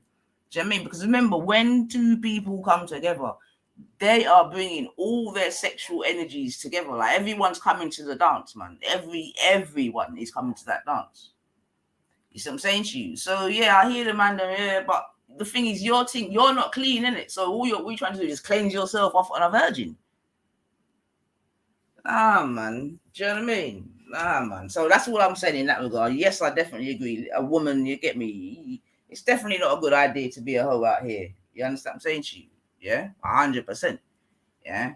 And again, we just have to remember that anytime we do have sex, it's an exchange of physical energy, spiritual energy. All the energies are coming together. You understand me? All the past ancestors, everybody, you know what I mean? That's what I'm trying to say. So if you're sleeping with your enemy, yeah, know, sir, in the spirit world, there's a battle going on. Don't be thinking you can be sleeping with your enemy in this life, in this world, and there ain't a spiritual battle going on. I beg. Oh. Yeah. And that's what more people need to consider. Do you know what I mean? But that's a whole different story. Do you know what I mean? But remember, sex is not just a physical thing. It's a spiritual thing too. Yeah? So, anyway, let me not go off, man. Well, exactly, Violet. Exactly, because they know, innit? That's what I'm saying. There's enough people here. There's enough, they're doing certain things, and yeah, man, that's why they even say, like, it's not every and any person that you should have a child for, this, that, and the other, because it's not everybody and everybody mixed, man. It's not every, you get me? You got to just be careful who you mix with, man. That's why you see some children running around, and yeah, they're a bit discombobulated because the mixture weren't right from the very beginning. Do you know what I mean? It's like you can have some girls, they're with a man for years upon years upon years, and you know what I mean? She can't get pregnant from that person, but she goes for the next guy, bang, because then you're too ting. Anyway, let me not. But anyway, all I'm saying is when it comes to the spirituality of this whole sexual thing, it's not just a one thing in it. You get me? Like we can't have a man that's had 100 gal and then you got a gal that's had no man.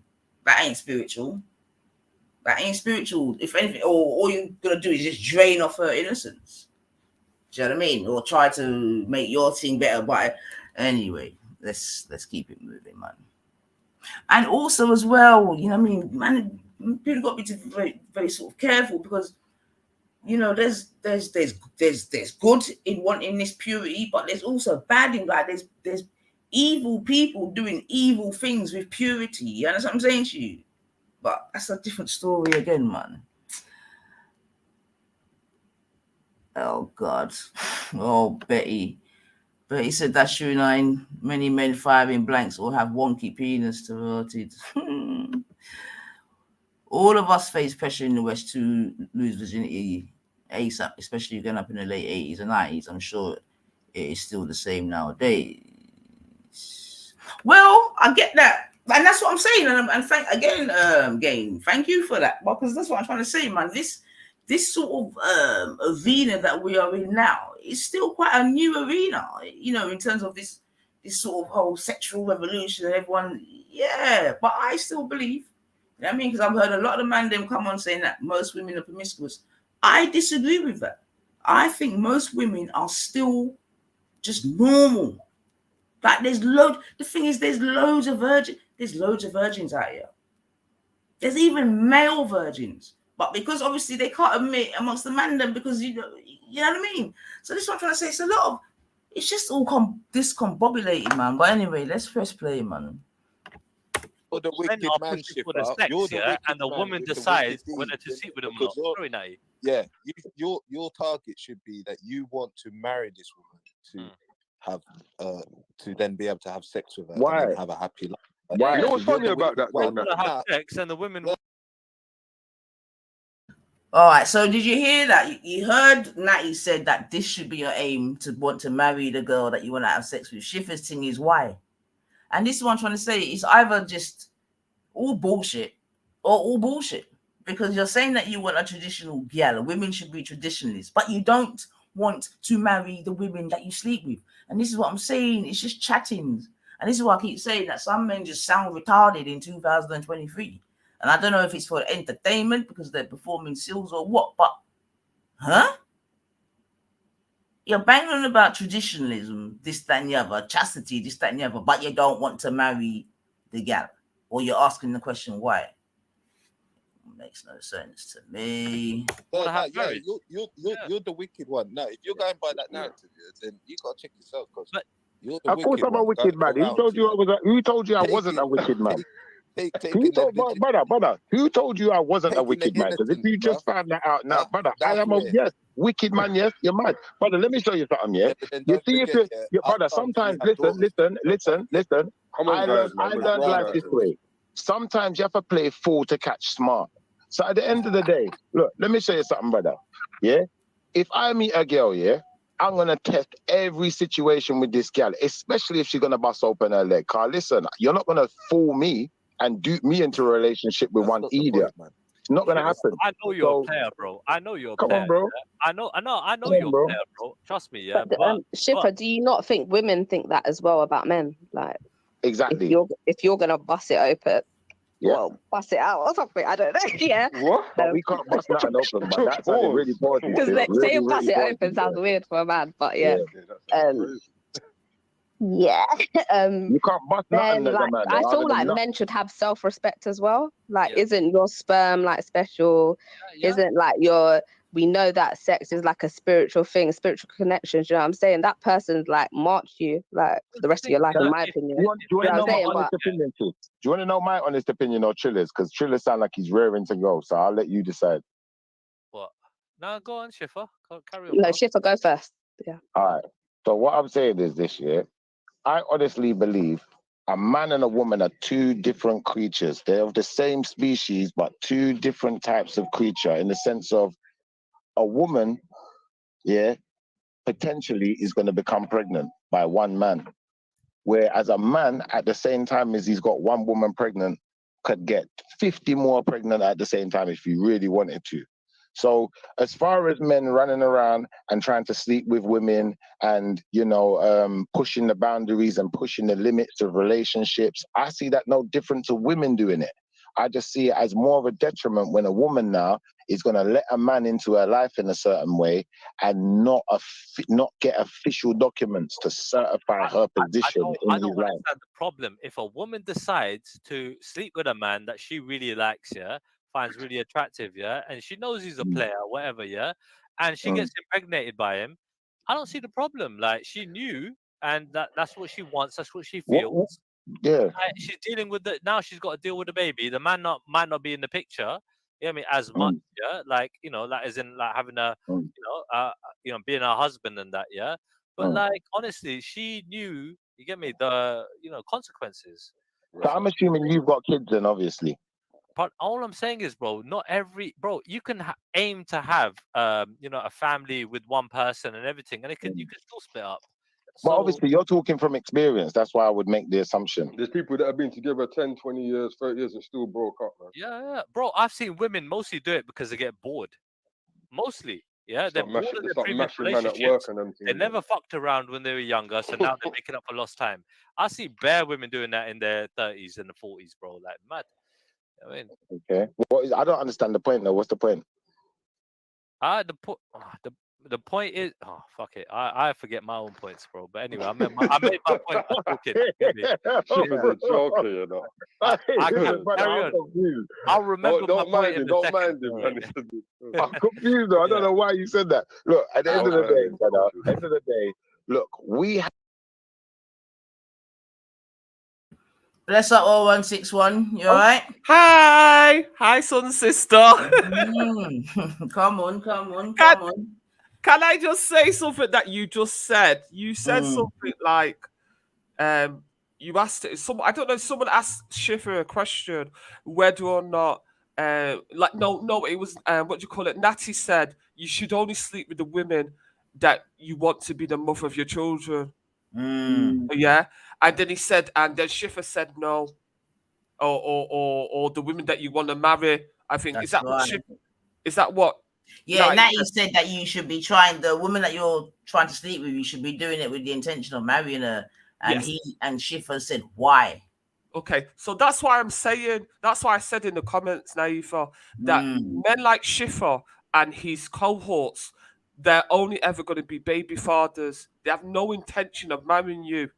Because when a man says that he can just sleep with any woman, he doesn't care about whether, he doesn't want to marry you. He doesn't see you as the mother of his children. He's telling you that you are temporary. So he's just a sperm donor. Yeah, he's just there as sexual plaything. That's how he classes himself as. He don't class himself as husband material. He's just there to enjoy, the pussy, and that's it. That's why I'm saying that those type of men will always say that you should stay a virgin, so you can get married. But he has no intention of marrying you. He just let everybody know that. Well, this is what I'm saying, man, and this is why I said I don't even mind sort of trying to have the conversation. You see what I'm saying to you? But if you're gonna have traditional women, then that means you're gonna have to have traditional men, right? Yes. You see what I'm saying to you? And you know, probably further along in the conversation we'll get into it. But seemingly, from what I'm hearing from some of these gentlemen, is like they only want the tradition to be on the female side without the male counterpart of tradition, right? Yeah, but even though they're talking about tradition, they're not fulfilling the traditional role. The traditional role of a man is that you wait and you get married and have children. You don't start having babies before marriage. So they're not traditional men, even though they try and claim that they are. They want to have their cake and eat it. They're not traditional men. They just want to be baby fathers. They don't want the responsibility of marriage, and they don't want to have to commit with you. They want to be able to shoot their load and then take off when the going gets tough. Well, you see, Betty, this is why I'm trying to get maybe some of the people them to stop. Big up yourself, Orthodox more in the building. Do you know what I mean? Because they're running around talk about, you know, a traditional woman going back to those days. And I'm saying, cool, no problem with that. But are they willing to be traditional themselves? And invariably, I'm not hearing the answer to be yes. Do you know what I mean? I don't know if you've seen my have you seen my poll, Betty? Oh no, let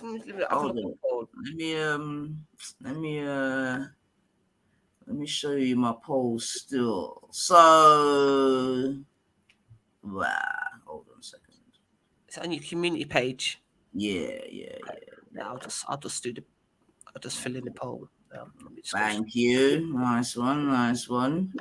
But yeah, so people have only just really started utilizing the community page still, but look out for it still. There will be some good little bits and bobs. But you know those cohorts, like him and Schiffer and his cohorts, they always say that most of the men on that other side of, you know, the black manosphere, many of them are baby fathers, knocking their 50s, and they've never married any of the women. And half of them are like convicts. Yeah, that spent a considerable amount of time in jail, unable to provide for their baby mothers and their picking. Yeah, the state was providing. I don't know what woman in her right mind wants to marry a man that is going to do several years in jail, and the only thing that he can provide is his sperm at the beginning of the sentence. These are not the type of men that women should be wanting to marry anyway. But let's try to also keep it general as much as we can, Betty. You know what I mean? I hear you, and we can definitely accommodate that. No, I'm not even firing shots at certain men. What I'm telling you, this is in real life too. How many men I agree, that you know that have picking everywhere in every single borough of London? Yeah, extensive prison sentences at Her Majesty's Pazzo, and it's the state and the baby mothers that have to look after their picking.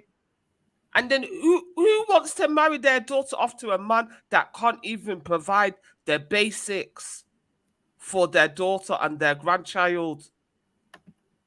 Just let them type of men be baby mothers. Let them lie to women. I think what I've noticed is certain men, like the people that are going to remain nameless, certain men will say, I will marry you if you do this, to dangle the carrot, because they know many women want to be committed. They want to be a married woman. They want to be made an honest woman. And they dangle this carrot, and then they'll be sleeping with lots of different women. And they'll say, if you just do this, I'm not going to be, you're going to be my number one. I'll put a ring on it. But their dick is going to be everywhere. And they're not going to marry you. It's just emotional background, male, because you're gullible. Whether you want to be like frigging Bob Marley's wife, where Bob Marley was putting his dick everywhere, having children out of wedlock, bringing the children for her to look after. Yeah, maybe you want to be like that just as long as you're a married woman. But there's certain men like that even if they marry you, their dick is everywhere, and they will bring the children for you to look after. Rather be an unmarried woman and have a man that's committed than to end up like Bob Marley's wife, where he was sleeping with every woman, yeah, and then she was accusing him of being a rapist. You don't want to be that woman, ladies. I'm just saying, Naif. I know a lot of people love Bob Marley, but I have to say my piece. No. That's fine, Betty. That's fine. Still, that's fine. I don't think anything that you're saying there is, you know what I mean, a secret. He's definitely got the United Colors of Benton out here, man. So yeah. So as you can see, Betty, these are the current results, right, from the question, i.e., basically, should the vote be taken from the woman? And we've got yes, 43%, no, 17%, and are you smoking crack, 40%. You understand? So I'm just giving you a bit of context as to why we've got the stream as well anyway, because there seems to be like a definite vibe amongst some men. And also, I don't know if you heard the Pearly thing when she said she believes that maybe the woman should have the vote also. Oh no, I didn't hear the Pearly thing that they did, that the racist lady. Exactly, the very same. Let me see if I can just quickly play it. It's a very short clip, to be fair, but just for added context. You know, and the thing is, Betty, as well, right, is that we do have, younger generations growing up, obviously, around this sort of red pill agenda. Yeah. And it is rippling both up and down the sort of age. Because I asked some like 18, 19-year-olds the other day, you understand what I'm saying to you? And yeah, they say, yeah, they know. And that some of the guys of that age group are already, because what I'm saying is, right, I think that this red pill thing could also promote battymanism. I got to be real. You see, because all of this, you're taking yourself away from women. So where are you going? Yes. And you can see that more and more men are grouping up together. More and more men talk. Like, traditionally. Oh no, hold on. I can hear my door. Oh shit. Traditionally, do you know what I mean? Men weren't really about gossiping for days and hours upon ends about this, that, and the other. Do you know what I mean? So I'm saying that even just through social media, this, that, and the other, like, men are changing, innit? Do you know what I mean? Like, I can remember. One second.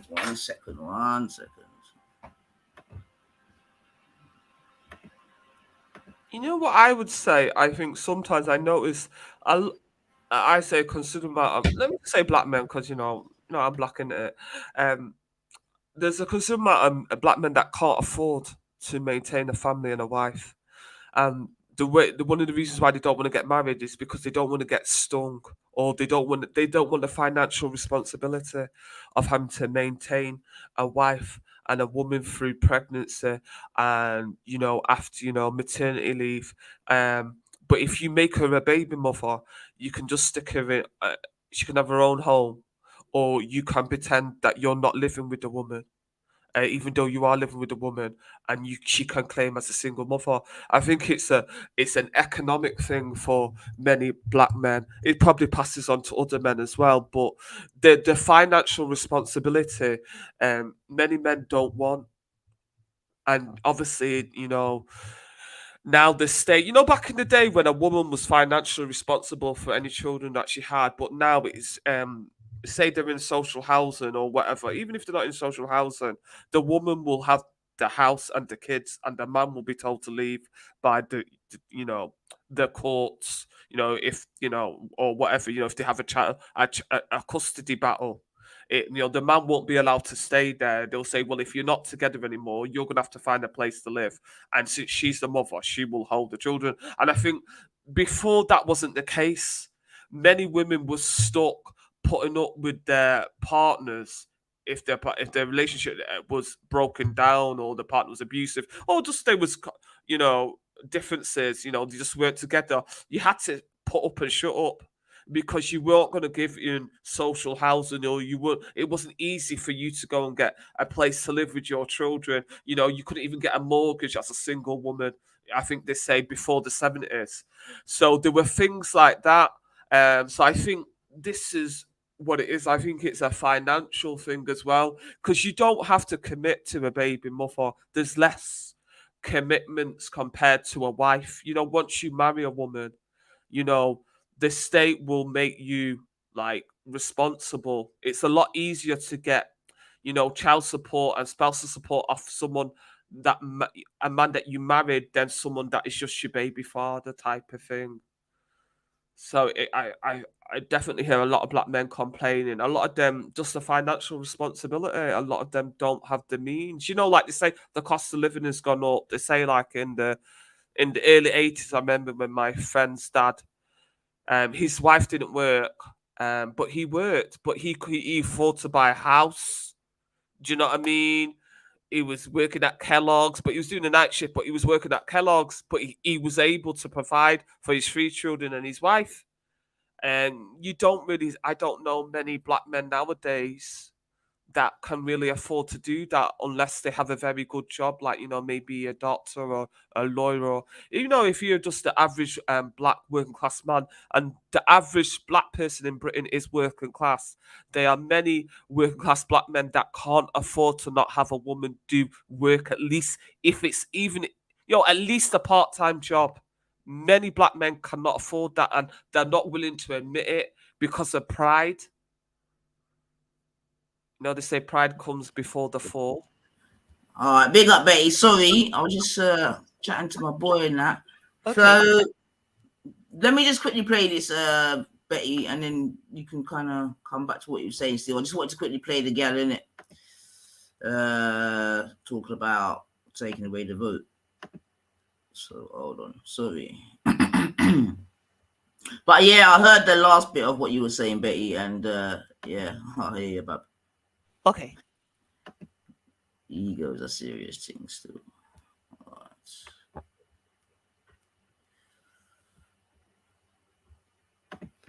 right. Okay. Is deeply flawed. I would argue a lot of your proposals, like taking the vote away from women, are deeply regressive. Mhm. Why would you want to remove just from yourself the right to vote? Well, what happened was I had the same view, right? Back when I started, I was like, why? I found out that only 5% of women wanted the right to vote.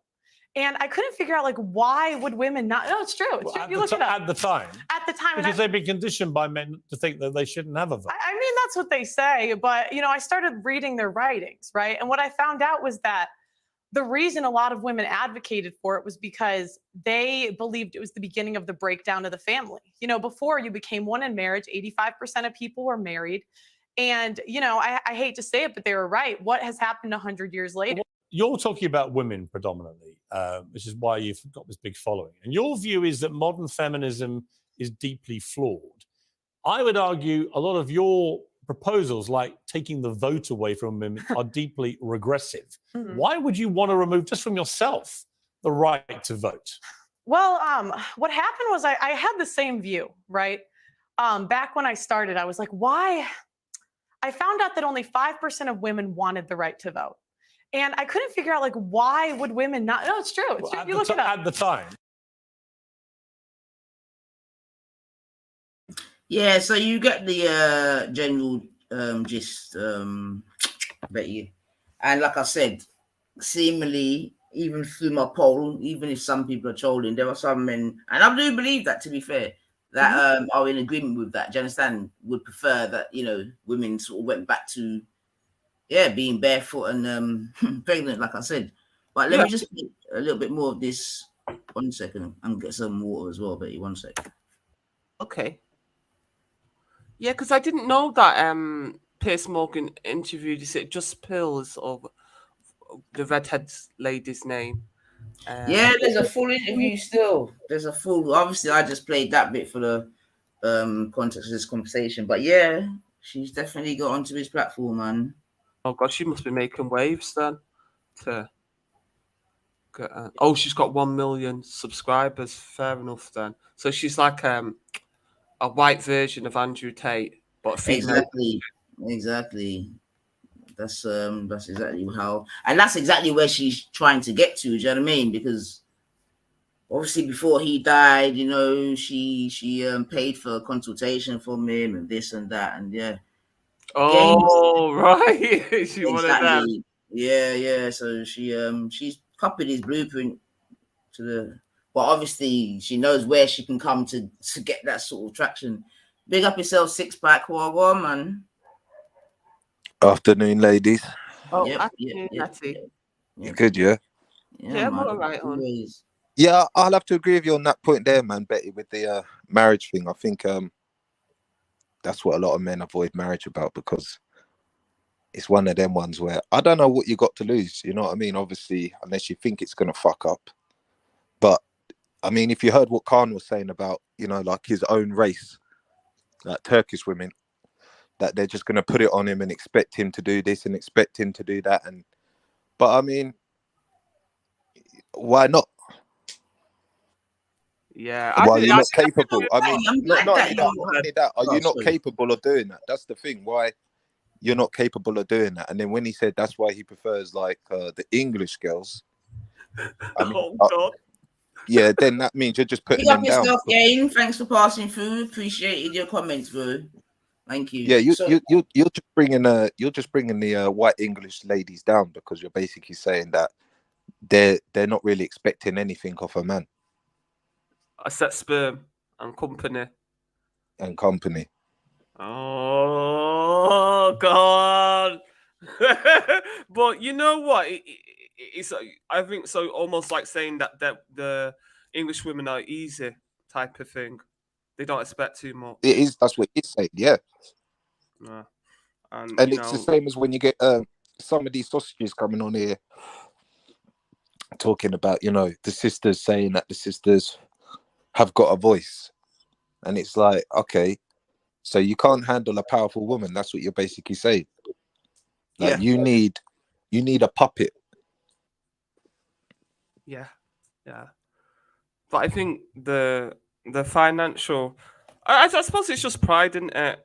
You know, because I've spoken to quite a few men, and it seems to be pride when it comes in terms of not being able to admit that, you know what, I can't really afford a wife. You're gonna have to work, and I'd rather not risk. They don't want to risk ending up in a divorce court and, like, you know, ending up paying, like, you know, lots in child support, and then they're just got like the shirt and the, you know, the pants that they left the marriage door with while they're living in their mama's basement. Do you know what I mean? Type of thing. But Yeah. So what's made men have these doubts about women?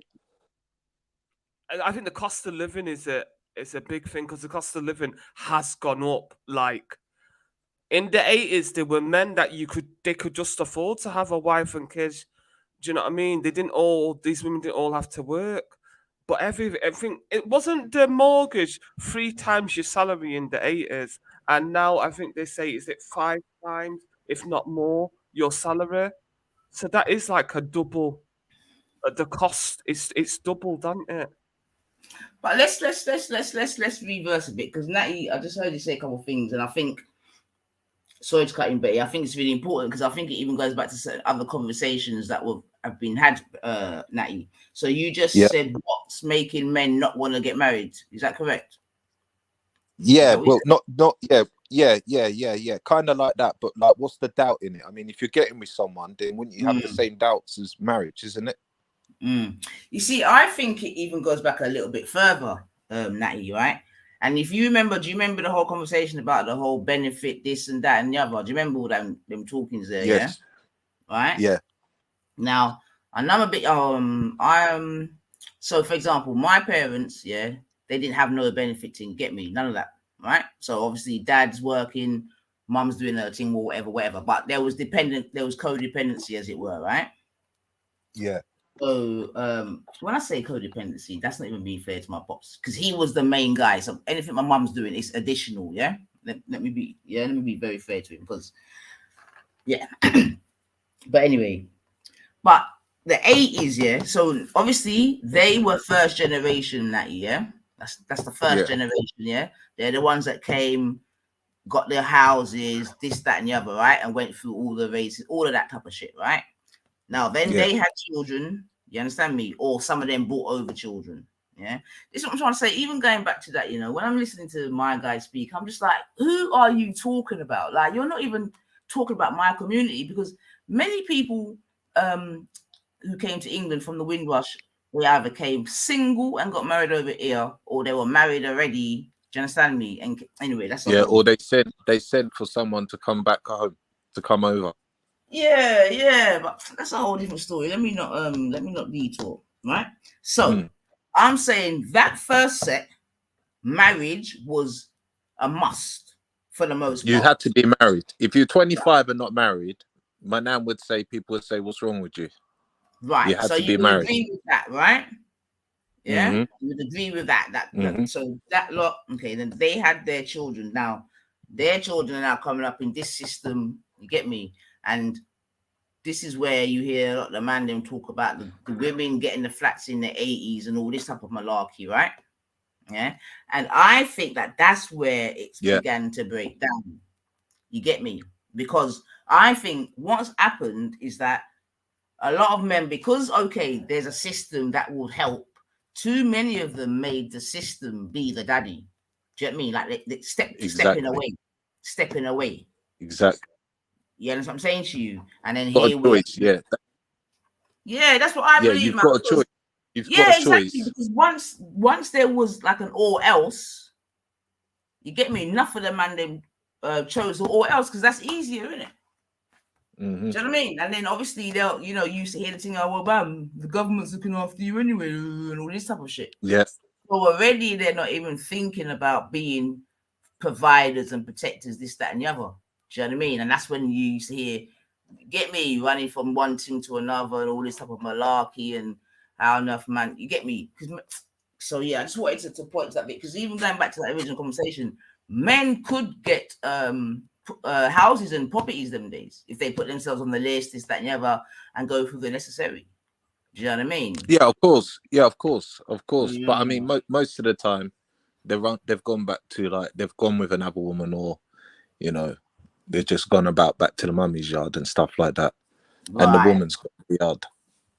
Right. So this is why when we know the real history of the thing, especially within our thing, that's why I do get a bit frustrated or whatever when I hear certain narratives being spoken, because I'm like, you're not describing what I know or what we come from. Do you know what I mean? Because, and that's why I asked the question. I'll let it play again, but I'll ask the question like, if we went back to a traditional time when we as we didn't have no rights as women, what would our communities look like? Yeah, but I mean, going back to traditional is still about, I would say, if you went to back to the Caribbean, you'd see a lot of traditional ways. But then again, quite shockingly, some people have told me that, all this Instagram and the social media and everything has really, really taken shape. No, and as I mean, you know, absolutely. as you know as well, part of being Caribbean and traditional and stuff like that, like what church was my name? Was it Pentecostal? Or was it but anyway, she was telling me that some of these churches that in the Caribbean and stuff like that, you'll get married to, the same church, same faith and all that stuff. That's right. So that was a big main factor as well, was the religious part. Correct. I agree with that also. I'm not gonna lie. I'm not gonna lie. Jesus Christ was a big major part and foundation, like in our upbringing. Absolutely. I agree. We were all, certainly in England, most of us would have been foundational Christians of some sort, whether it be whatever. But when you saw them old photos with them all wearing the pretty gloves and, even my granddad wearing some nice gloves, so you wanted to be like, like the grandparents them. And then you saw all them photos traditionally. Right. I've seen my, my great granddad's photos. Then my great granddad's photo, he looked like one mean motherfucker. I'm not gonna lie, yeah. And then obviously see my granddad's and my nan's photos. So, well, that's nice that you've even got such evidence of your ancestors, man. Because you just said 2 great grands, so that's really good, man. Yeah, man. And Nanny Kumpsy, she's like what, 6 foot something. Yeah. Like but I mean, even like, dress up for church. Yeah, but even there's a story about like even for my granddad, like how he met my grandmother, but there was a woman before him, and he liked her, and there was a guy that she liked who worked on the boats. Now, if you worked on the boats and had big money, these women were up in their game. I mean, I don't know. Like my nan was saying, like a lot of the American TV and stuff like that. She goes, that's why a lot of some of these Caribbean, they sound American because they've been watching the TV. But he was basically saying that, you know, there was some women out there, man, that they were on the money. Even in them times, when they're a professional man. You know what I'm saying? And they had morals and values. And they weren't just, you know, you're just anybody. You had to be somebody, you had to be, you know what I mean? Somebody's respected, outgoing, educated, work heavy with your hands, all that type of stuff there. Not just someone laying about and, you know what I mean, wanting to breathe. No, definitely not, man. I mean, you know, we still coming from those sort of societies where single parents and all that type of thing was definitely shunned upon, this, that, and the other. Do you know what I mean? And that's why I kept referring back to, you know, shotgun weddings, etc. Right? Girl, you know, you get catch, you got to marry that. Do you know what I mean? Or we know that, you know, way back in the day, we also know there was, you know, backstreet abortions, this, that, and the other, which was the whole reason why abortion was legalized in the first place, right? Because too many women were dying in the back streets. Yeah, so best thing to do is try to, you know. Well, that's it. That's what it was. Once women then once they give it out to a man, that's the marriage for life. You know, I just want to make this point about you know, like I was saying, that there are certain men that are happy to be baby fathers and they think it's a good thing. But what they don't understand is legally where it puts them with their children. So a father had a parental responsibility if he was married to the mother when the child was conceived and married her at any point afterwards. An unmarried father had parental responsibility if he was named on the child's birth certificate from the 4th of May 2006. And I think many men have got themselves into trouble where they thought, yeah, I don't have to take the commitment of marriage. But then when they wanted to do something for their pikin, all suddenly they're saying that they don't have parental responsibility, you know, and this was before 2006. They got themselves unstuck because the mother had rights. So they started to get angry, but they didn't want to marry her in the first place. You know what I mean? They thought that just shooting their load was enough. And then when it came to taking the kid out of school or doing anything, they're like, hell no. You know, you may say you're the father, but you know, you don't have the same rights as the mother. And even after 2006, it says you've got to be on the birth certificate. Now, how many men do you know that don't put their name on the birth certificate? So even if you're an unmarried father and you have not put your name on the birth certificate, but you've had a change of heart later on, and like, you know, what's that guy on YouTube, the black guy with the curly hair, Caribbean guy, you know, he didn't want the baby in the beginning. Yeah. But he's changed his mind. Yeah. But men like that, yeah, that you didn't put your name on the birth certificate, you still don't have parental responsibility unless you get your name on the birth certificate. And I don't think that these red pill men tell these guys that. That's why I think a lot of men are getting upset because they're like, shit, you know, I thought this unmarried thing, being a baby father, was a good thing, but now they're saying that I don't have the rights to do this for my child. Can't do that for my child. I can't decide whether they have vaccines or not because I didn't sign a birth certificate or I didn't marry y'all. Do you see what I mean? But it's just so pathetic that a man needs a piece of paper to be told to look after your child. But the women. But it's a guarantee. It's a guarantee. It's a guarantee for both parties. Then, like you're saying, if you want to look after your child, then, you know, this is a guarantee that we can't stop you, or no one can say this ain't your child. So you got rights. Do you know what I mean? Yeah, you've got rights, but the difference is with women not having to sign a birth certificate is because it comes out of a woman. It's mama's baby, daddy's maybe. Unless the father acknowledges that he's the father, it could have been anybody's. That's why it's important that fathers put your name on the birth certificate. If you don't want to marry her, put your name, because you're gonna get yourself unstuck. Like, I can't remember, what's that guy called? Do you know the guy that I'm talking about? Is it Costello? His name's Costello. The guy with the curly hair. Yeah, yeah. Oh, the Dominican you, the one that was on Snapchat. Yeah, he was the one that said that he got into an argument with some of the ladies and the woman. What it was he was messing about because he got several women. He got a woman pregnant and he didn't want to know the daughter in the beginning. Right. But then later on, he changed his mind as the daughter grew, and then he got upset that it got, I think his ex-girlfriend or someone exposed that he didn't want to be a father. But it's obvious that if he didn't want to know the baby, he obviously didn't sign no birth certificate in the beginning, isn't it? It's only later on.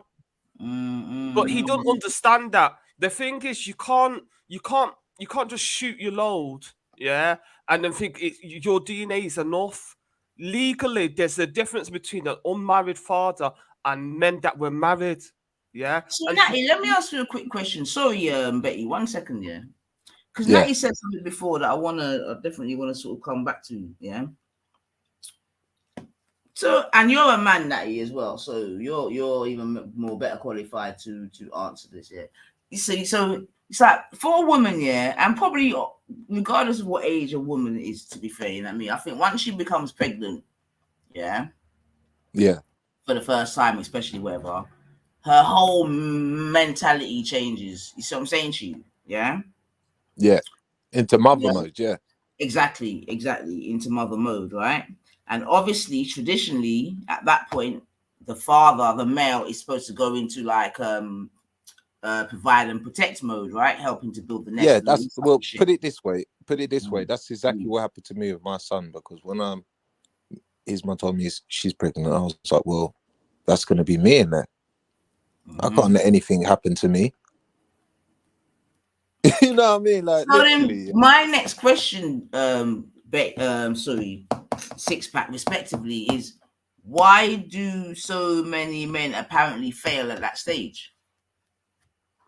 There's many factors. Like, I'm not gonna lie, there could be cultural factors, which was like mine. There could be financial factors. There could be that he or she was not ready for this life, and it's normally he, because like you say, when when a woman's getting pregnant, she knows what's up. Do you know what I mean? And then, I mean, the depression can kick in and all kind of stuff, but there's only so much a woman can lead up front. Do you know what I mean?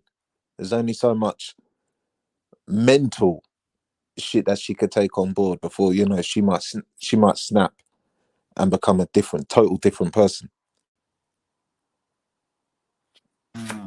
So, because I mean, like I said in it, man, them talk about a woman keeping her chastity, this, that, and the other, yeah.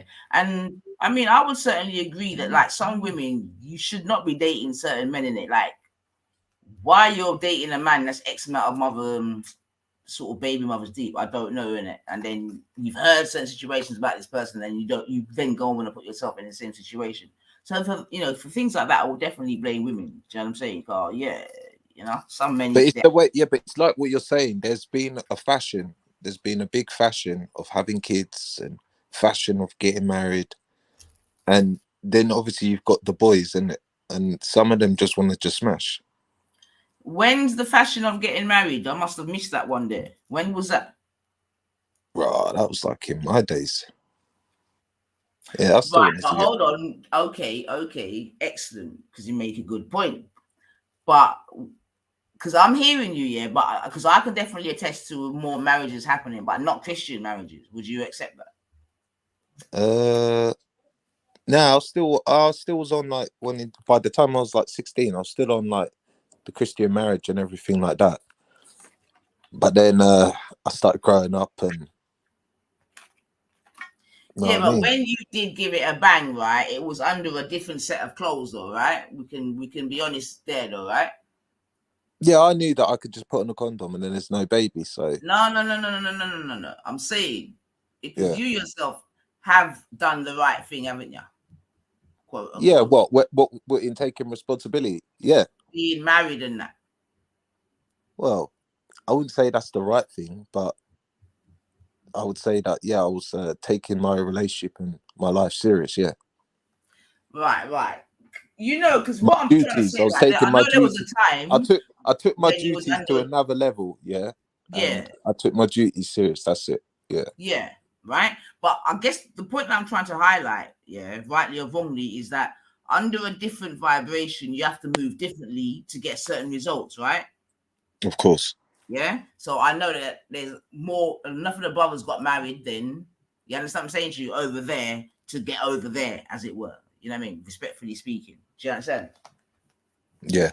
Which, and I'm not saying that's a bad thing either, right? Because marriage is marriage is marriage. You get me? But I just definitely wanted to highlight that still, because I did find that sort of phenomenon quite interesting myself. And there's even a few girls that I knew. Do you understand me?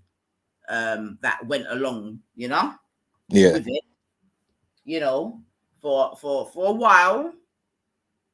But yeah, it didn't last. Nuts. I'm not gonna lie. No, and like I said, once I learned I the could put maddest condom thing on. is seeing my friends smoke, like fully burkered out, smoking a Yeah. zoot. I'm not gonna lie, it's the man. Yeah, but this what I'm saying. Like, once we learned that we can take responsibility by putting a boot on, then it's all good, isn't it? That's what I got in our, like, and I think that's what a lot of boys and a lot of men thought then. You know what I mean? Like, yeah, put on the boot, or ain't you on the pill? Just take the pill. Just take the pill. You know, go on the pill. Yeah, blah blah blah blah blah. And then, well, I don't know. I'm not saying that I didn't want my son, and I'm not saying like she didn't want her son, but there is a lot of guys that I know who do that pillow talk. Oh, I love you. Oh, this is it, and you know what I mean? And I'm glad you said that, right, Natty, because now going back to this whole chastity and virgin talk, right? Because like I'm saying I do believe that there's still a lot of virgins out there, young girls, this, that, and the other, right? But just like you said there, I think that there'll be many situations. That's why I even asked the question before. You see what I'm saying to you? But I think that there'll be many situations where a girl might even wait for that guy. You see what I'm saying to you, Natty? Yeah. So she's kept herself fresh, whatever. You're chatting to him. You get me? She lets off the thing, and he's not married her, Natty. He's not gonna then do that traditional thing. Yeah. I agree with you now. You But understand?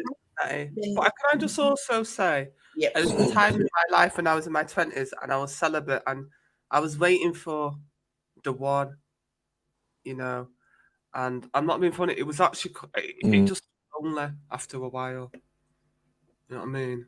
A couple of years. I wouldn't recommend it, to tell you the honest truth, even though people overrate it and go, that's the way to go. I wouldn't recommend it. It was actually, it just got lonely and I started feeling like I wasn't desirable as a woman, you know, like all women want to be validated by men, don't they? In, you know, in a sexual way. I'm not just talking about like personality wise, but every woman has to admit that they want men to find them sexually desirable. And this waiting on the fucking one, you know what I mean? It wasn't worth it. And maybe he lost my address and shit. I don't know. Maybe it was because I was in Manchester, but it wasn't worth it. You know what I mean? That's what I would say. This celibate talk. It wasn't worth it. Right, so that's really interesting, actually. And give thanks for the testimony, man, because that's what I was trying to ask the gentleman, right? When we carry this through practically, does it really work? I mean, it sounds all very good in theory. You know, women should be virgins, waiting for virgins, this, that, and the other. But we can see the benefits for yourselves. Mm-hmm. You understand me? Which is only just ego driven and that, Betty. And I completely agree with you there.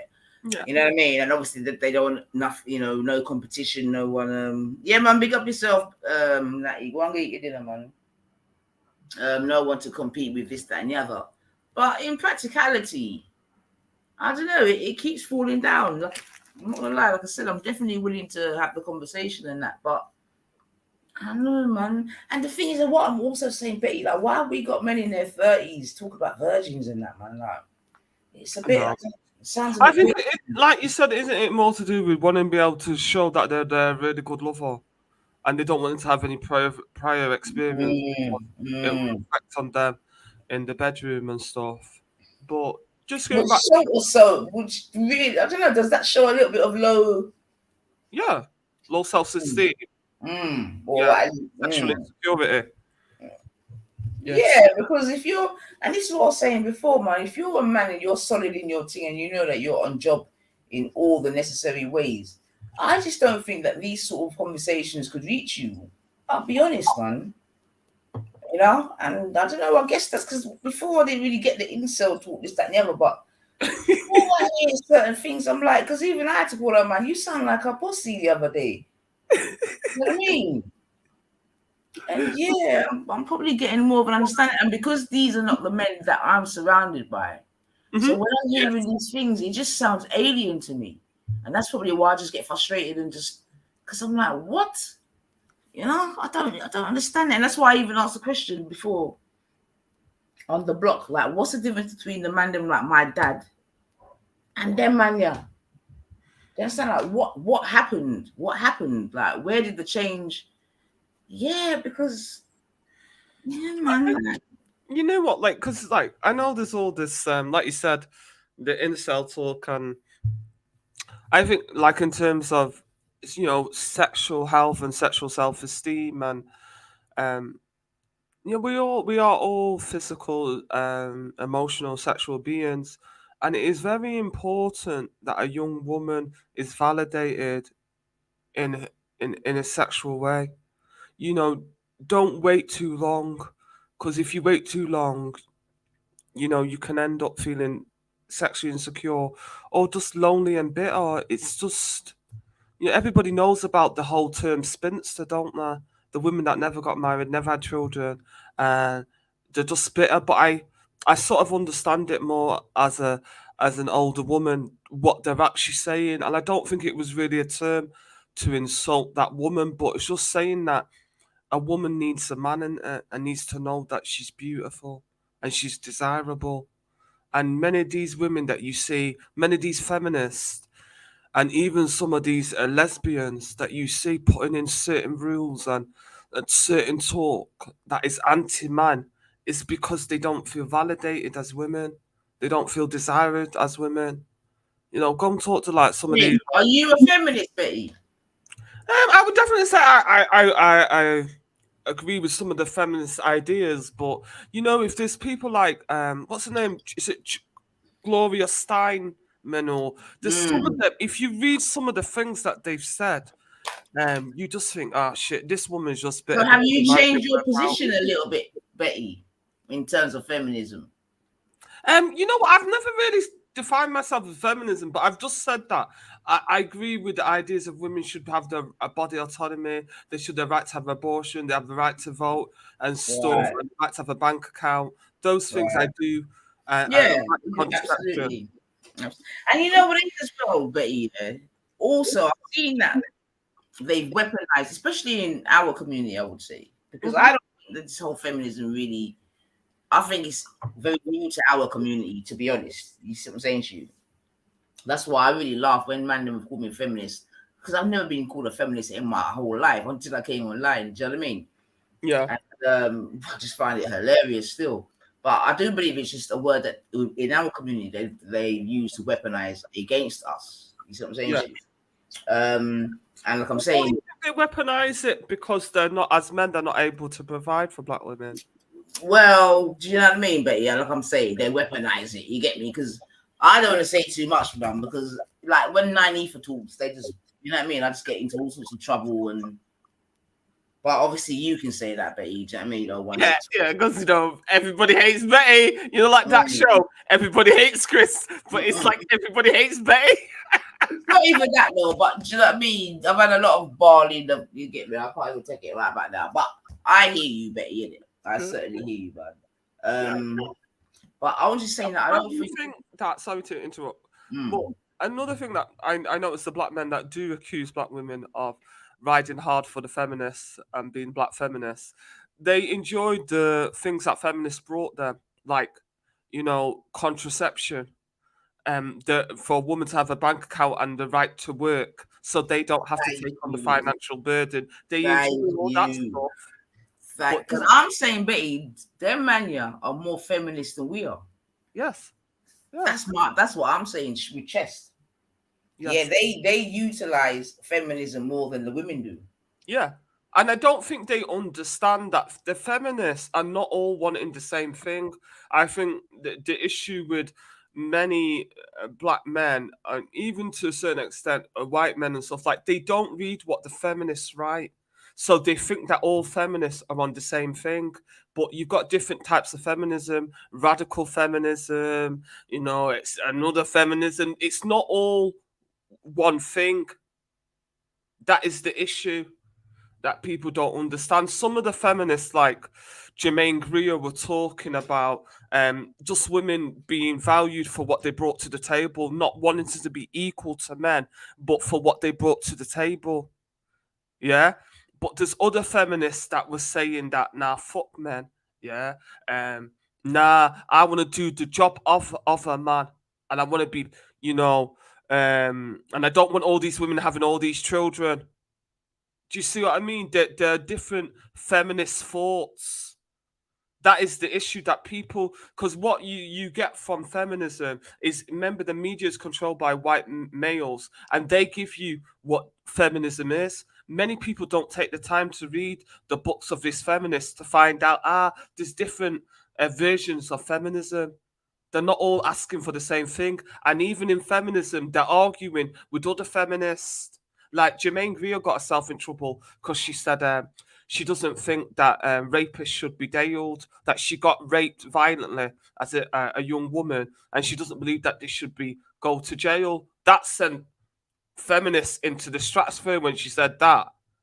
Do you see what I mean? There's grave contradictions in the white feminist thought. They're not all on the same thing. People like Jane Greer doesn't even think that rapists should go to jail. But that's what I'm saying, though, Betty. I believe that we are constantly, in terms of this whole feminist argument, being skewed with white feminism. You get me? Because, like I keep saying, what I'm hearing the man them explaining, I don't see that in my community.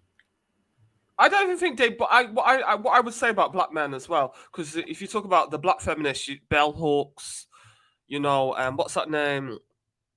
Oh, this Nigerian girl, something Edo, her name is, and she's got I'm no longer talking to white people about race. That lady, and then you've got the other one. Is it Chima, the Nigerian woman? She's a feminist as well. Who's this woman there? So I can't pronounce all these long ass Igbo names. Yeah. But they're all feminists, but they're black feminists. But you can guarantee you a lot of the black men that are knocking black women for feminism, I've never read any of these black women's books on feminism. They don't even give black women. That's what I'm saying. They're painting, I believe, and remember that the black people only came in the last wave of feminism. It could be argued, right? Because we're on like the third or fourth wave and that. Yeah, that's what I'm saying to you. Yeah, and this is what I'm trying to say. I think that one of the sort of difficulties that we're having is that, yeah, I'm just gonna say, quote unquote, man, them are, you know what I mean, skewing us with that. Name the books. Someone's asking in the chat. Skewing us with that sort of feminism, which I don't think that we come under. Do you know what I mean? I just and yeah, and also, like I said before, it was a man that was behind the feminist movement in the first place. I guarantee it, man. I think I know from the feminist movement, I think it was both. It was a you know, like the women's rights movement, it was a co-movement. So there were men that were providing the financing, but there were women there that were founding it too. It wasn't, women didn't have the economic power to be able exactly, Betty, and this is what I'm trying to say to these people that are just trying to blame women for all the ills of the world, you know, this, that, and the other. I'm like saying, no, like even with the whole LGBT thing, I'm like saying those changes started with men, not women, because women didn't have any sort of power legally, politically, religiously, or anything in between to make any changes. Exactly. They definitely needed the support of the men. Like, even if you just talk about the white feminists like Emily Pankhurst, she married a man that was 25 years older than her, and he was a solicitor. He helped fund her movement, her women's rights movement, the right to get a vote. He supported the women's right to get a vote. So, but you know how men are. They're very convenient and forget about those men that are backing women's rights. And I think, isn't it more an argument with men versus other men, where they ask, like, obviously, like, I used to have this white neighbor, and his daughter was like my age, and he was the one that taught me to fix a puncture. Obviously, because I was knocking on the door, needing my bike fixing, and he was getting a bit fed up of it. So he taught me. But there's men like that want to see girls and women progress, but there's other men that say, no, let her keep on knocking on the door and I'll be charging her. Do you see what I mean? And it's an argument between men, really. That's so true, Betty. You make such a really good point there, yeah, because it could be argued my dad's a feminist. You know what I mean? Because he always pushed his wife, always pushed his daughters to do anything they wanted to do. You see what I'm saying to you? And don't make any sort of barriers hold you back. Yes. You know what I'm saying to you? And he's an old man. You get me? So, so therefore, that's what I'm saying. I kind of agree with your statement there, in that in many instances, it's actually an argument between men. You get me? And like I'm saying, men that are naturally empowered and know who and what they are and what they're about, this, that, and the other, they would not have, or they do not have problems with, you know what I mean, empowered women, if you want to call it that, or women that aren't. Do you know what I'm saying to you? Because I saw even someone write in the comments, why do billionaires still go for, like, educated women with something between their head, with a brain and that. Exactly. It's because it affects them economically, or like time-wise and stuff like that. Because, obviously my neighbor wasn't charging me, obviously, but like obviously some men would charge a woman or a girl that's constantly coming to fix the bike. Do you see what I mean? So they obviously, because his daughter was the same age as me, so obviously he put pity on me, because obviously my dad wasn't around. So, but 1 second, Betty. Sorry. Okay. Natty says women have to give birth to welcome a red pill tickets. Women act like men when they sleep around.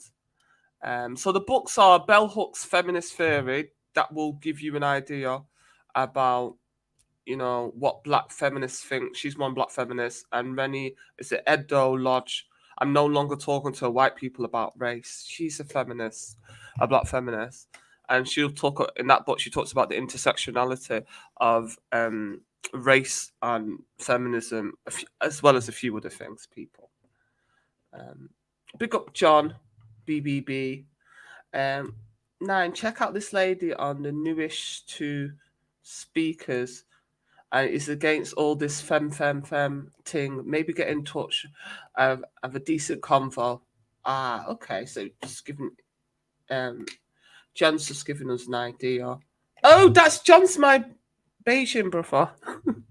But he's very excited now. I'm very excited now. I know I've got some Bayesian ancestors. So, you will see me. Actually, let me put up the Bayesian flag to just bore you people. Yeah. We'll just put up that Bayesian flag. But being serious, bigger serious, I didn't even know the feminists weren't all on the same thing until I got into it. Yeah. Oh yeah, I actually watched what's that name? Mohammed Hijab. Yeah. And he was talking about feminism, and he dropped one thing where he was talking about one feminist that was, disparaging women for getting married and wanting children. But then she got to an age where she couldn't. Yeah, Jermaine Greer. This is what happened. Yeah. So apparently Jermaine Greer in The Day, because I've not read all her books, she was like always going on about careers and like, women not being changed to the kitchen, not getting married, not, having children. And then she said in her 80s that she's still dreaming of having a baby in her 80s. And then Mohammed Hijab made a video because he was explaining how Muslims should tackle the arguments with feminists, how you should defeat them in an argument, like a debate. And he said that, wahali, what does he say? Wallahi, you know what I mean? I condemn you, yeah? You've been disparaging women that want to get married and have children, and now you're a woman in your 80s. past the menopause, and now you're still dreaming about having children. That is your punishment.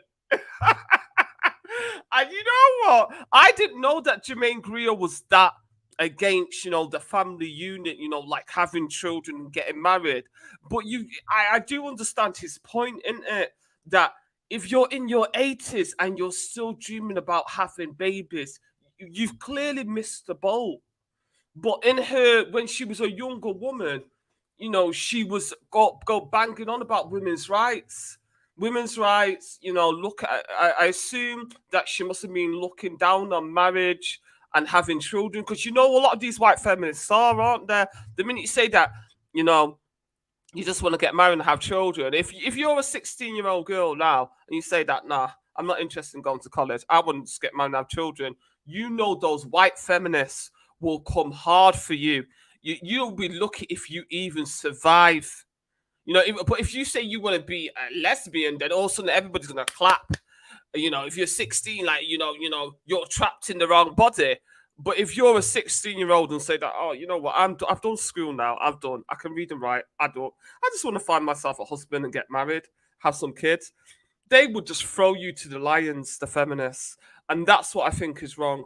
If you can promote homosexuality in a 16-year-old and transgenderism, you shouldn't be condemning them for doing what is natural, to want to get married and have children. You can't have it both ways. That's just my belief.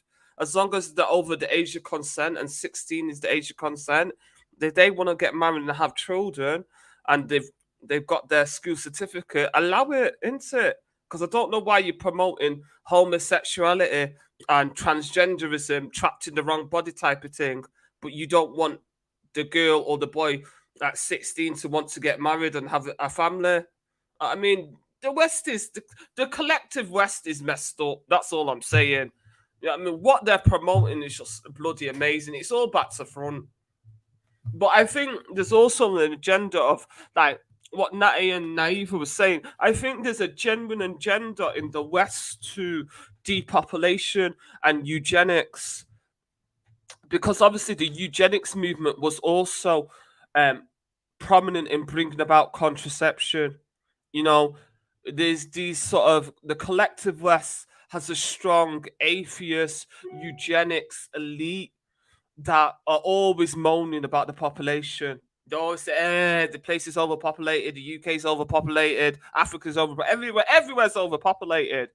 But when you actually look at the land registry and the census, they say only 10% of England and Wales is built up. 10% people. And the rest of it is just free land that is owned by elites and landowners, like Queen Elizabeth, the late Queen Elizabeth. She owned shed loads of land in England and around the world. Yeah. What is making people think it's overpopulated is because they underfund the NHS, they underfund social housing, they don't build enough houses, and they hoard people into cities like battery hens. That is what's making people think that England is overrun. It's not overrun, people. It's actually only 10% of it is built on. Yeah, it's and I got that statistic from a book called "Who Owns the World." There was I don't know if he was an Englishman. I think he might be English or Irishman, and he wrote a book about it, that it's not overpopulated, the UK. Neither is Africa. It's actually underpopulated, and you only have to go around the UK, jump on a train, jump in your car, go to the countryside, and the only thing you might see is a bunch of sheep.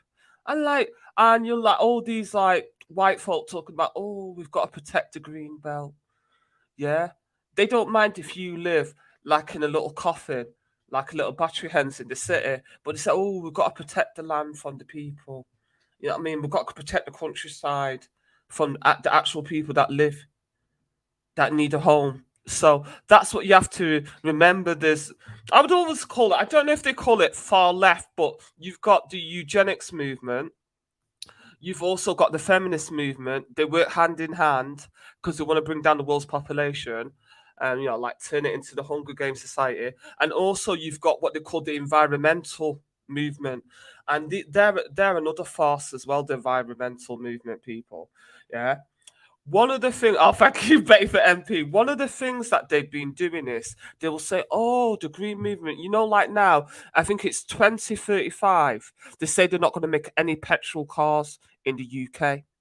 And we're all going to go green. Green energy, you'll hear it all the time.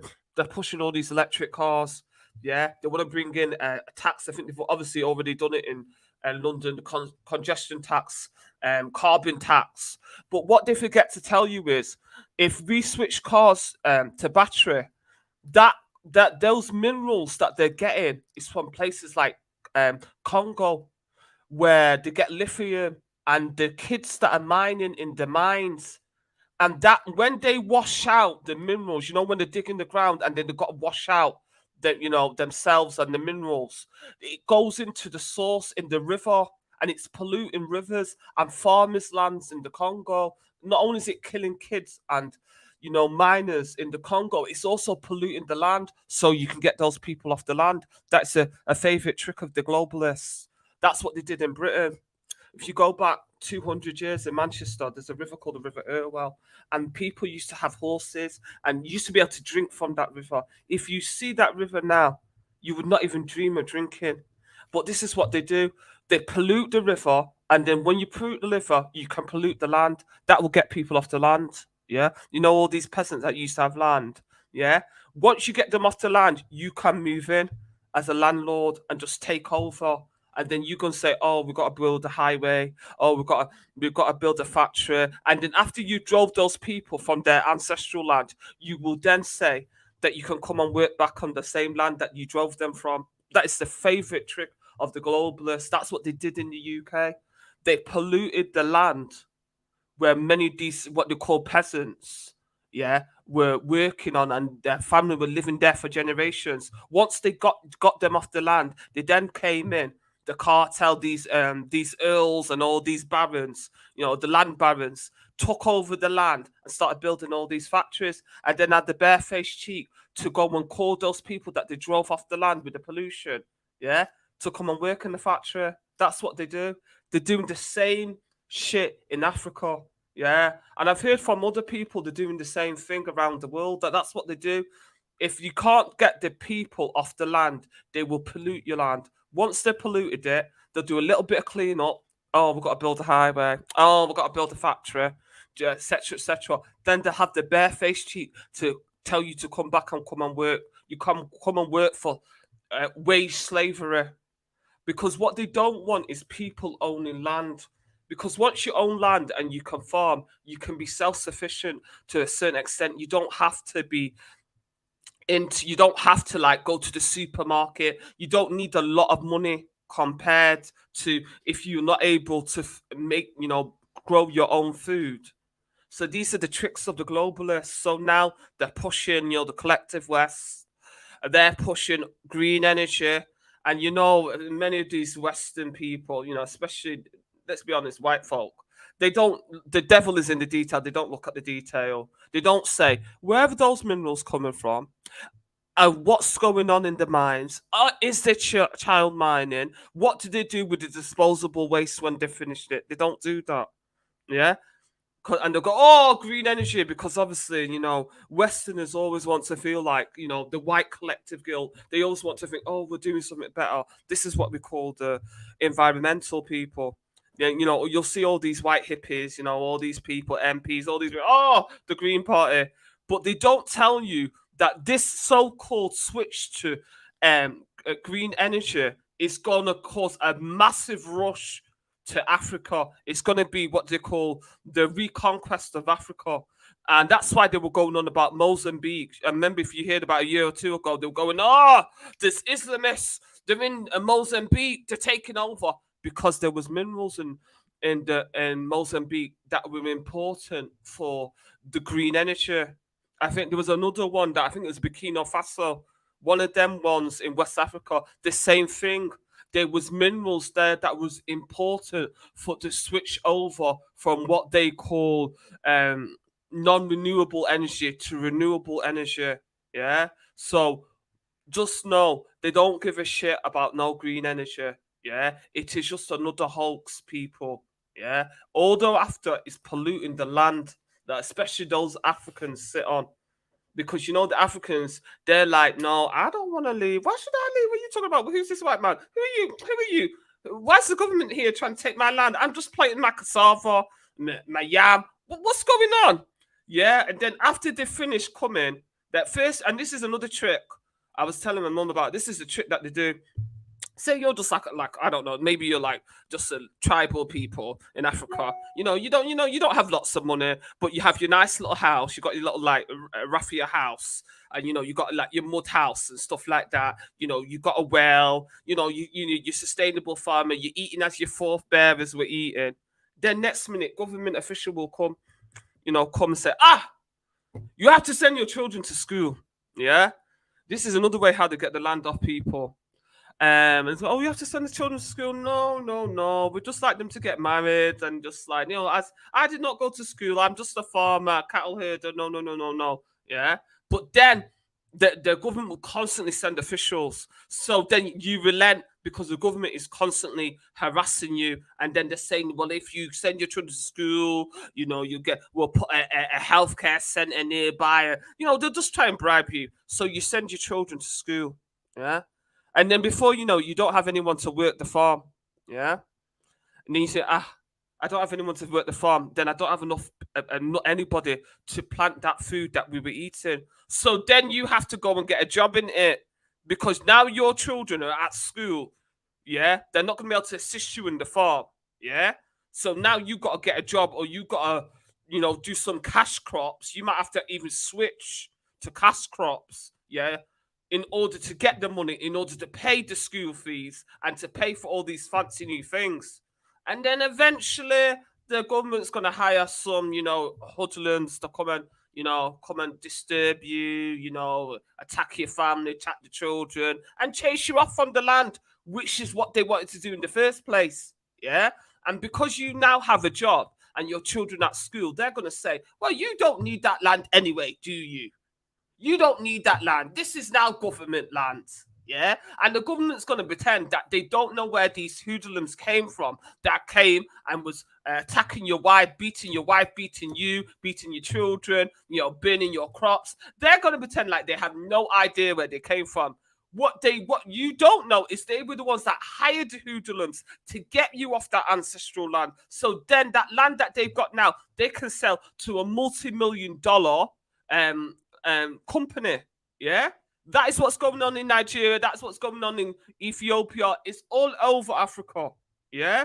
So when you're in these remote places, when they say send your children to school, know that the minute you hear that, they're gonna come for the land next. Yeah, it's a tried, tested method. Yeah, they've been doing that for time. They will get your kids in school, then they will force you to get a job, and next minute the land is gone. Yeah, and now you're a landless peasant that is hooked into the matrix. Yeah, that's all I'm saying. So I'm telling you, people in the Congo, yeah, all you little Congolese people that have never seen any civilization, modernity, and you're just walking around with your raffia skirt, yeah, and you're just hunter gathering, picking berries, picking cassava leaves, just eating along, yeah. When you see these black folk that are wearing this Western clothing, run for the fucking hills, yeah? Because all they want to do is to hook your ass into the matrix. And nothing is free in the Western, the collective West. You're not getting nothing for free. Everything's got a cost, yeah?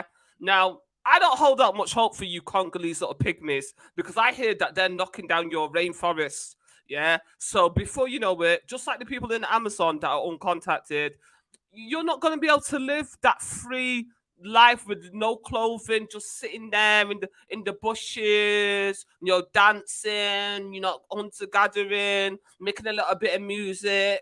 No, you're not gonna do that. There's gonna come a time where that is gonna be a thing of the past, and you're gonna have to be like us other black people and be hooked into the matrix. Yeah, that's all I'm saying. Sorry, people. I was just. Yeah, feminism is a tool, people. Feminism is a tool. Yeah, and I'm not saying that I'm not against feminism. Yeah, I appreciate everything that feminism has given me, and even eugenics to a certain extent, because obviously contraception comes out of the eugenics movement. Now, when you read what these eugenics said, there's one woman called Marie Stoppard. She's a white lady that was, I think she was the one that was writing love letters to Hitler. And anyway, she does the contraception clinics and, the abortion clinics. But this woman was a eugenics, and I think she was what I remember, I'm sure it's that lady, eugenics, yeah. I think her son tried to marry a woman with glasses, and she tried to disinherit her son because he married a woman with glasses. And, she believed that if you were wearing glasses, you were genetically a defect. Now, the desire for contraception and in the eugenics movement, their main goal is to bring down the population and to not have to give welfare to the working class. That is what it was in the UK. When you read and you look into these people like this Marie Stoppard, they go on like she was some feminist, like she was all about women's rights. Nigga, please. This woman, was a middle class white woman writing love letters to fucking Adolf Hitler, if I remember correctly. And she just wanted to bring down the population of the working class. And the way she pushed it was, we won't have to pay them welfare payments if we can just convince them to have less children.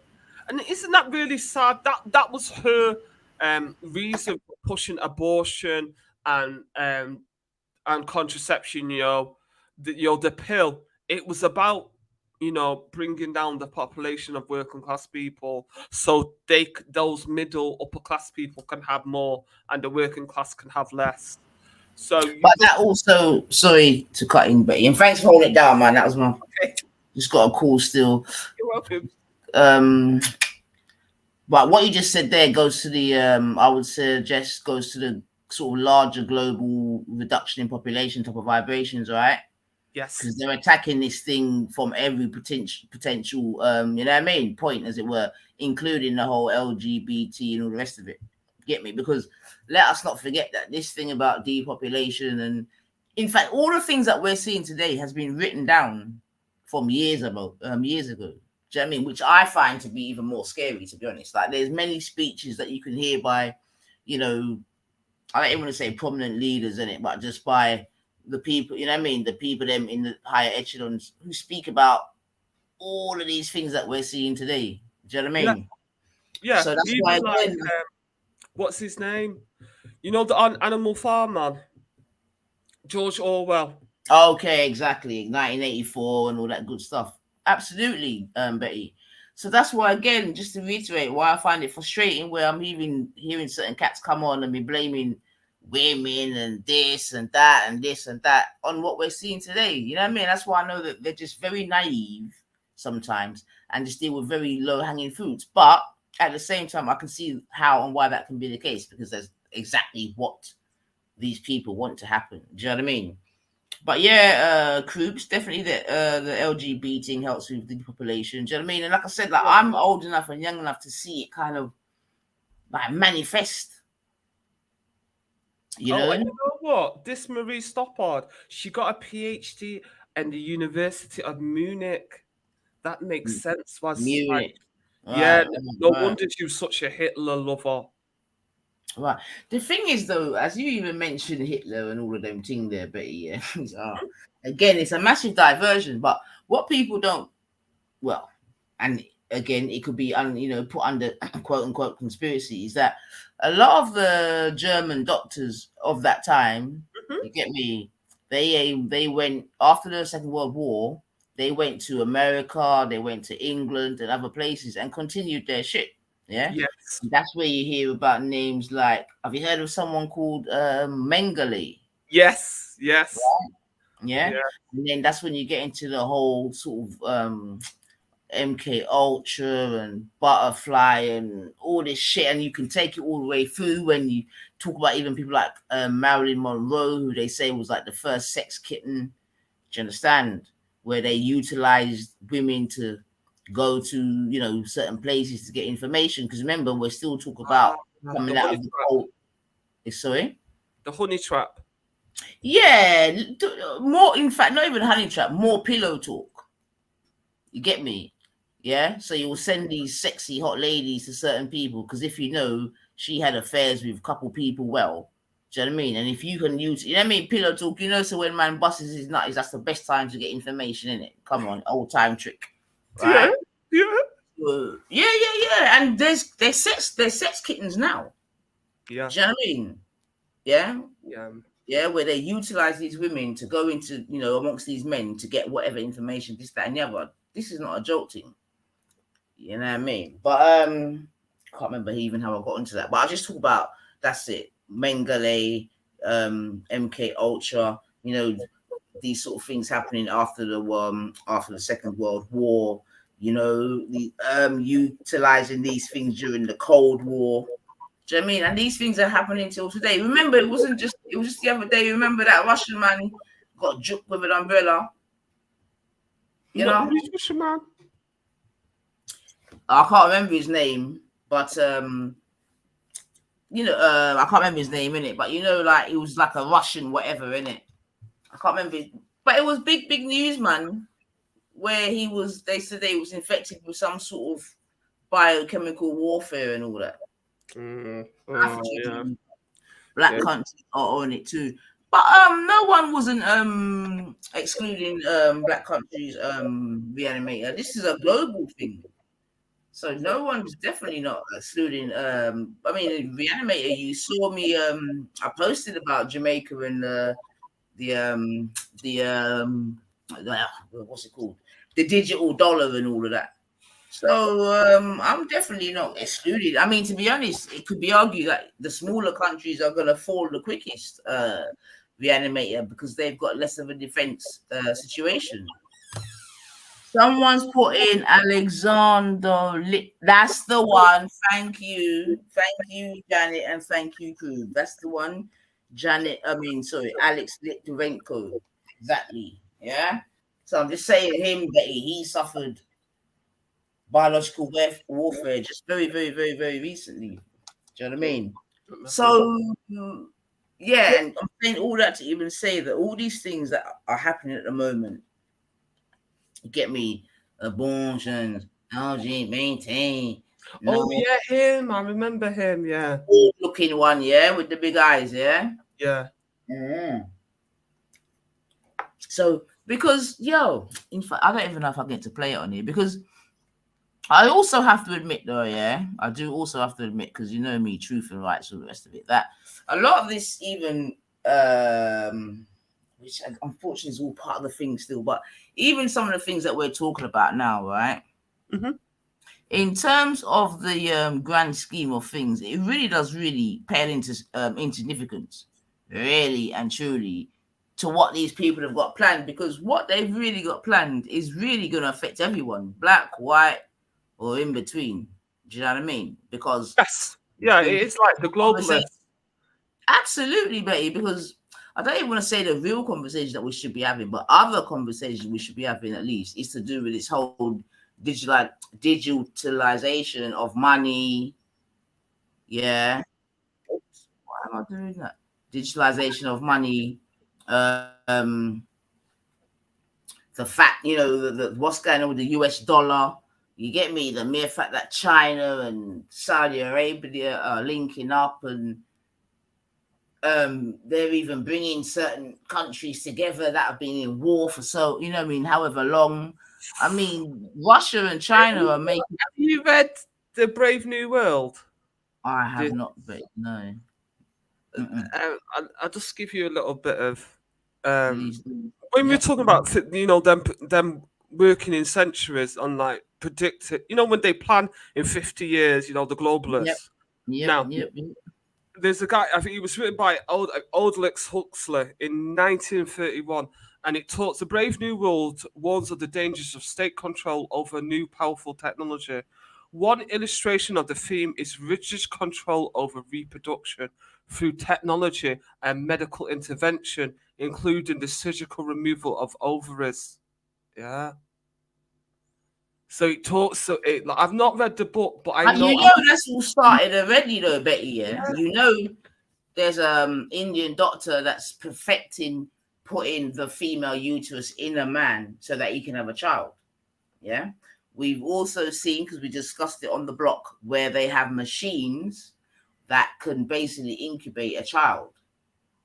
Do you understand what I'm saying to you? So this thing is not a joke. That's what the Brave New World talks about, the book.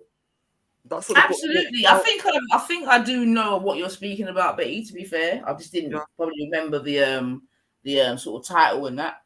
But yeah, and that's what I'm trying to say, Betty. These things have been spoken about from neons. Yes. From when I was a youth coming up. But obviously, you'd have seen it as being sort of fantastical, get me, or fucking conspiratorial and all these varying things, right? You see what I'm saying to you? Because, like I said, as a big new woman now, when I see certain things, I'm like, bomb clock. I used to get the information from, before Alex Jones went all crazy, there was a Scottish man. He's called Alan Watt.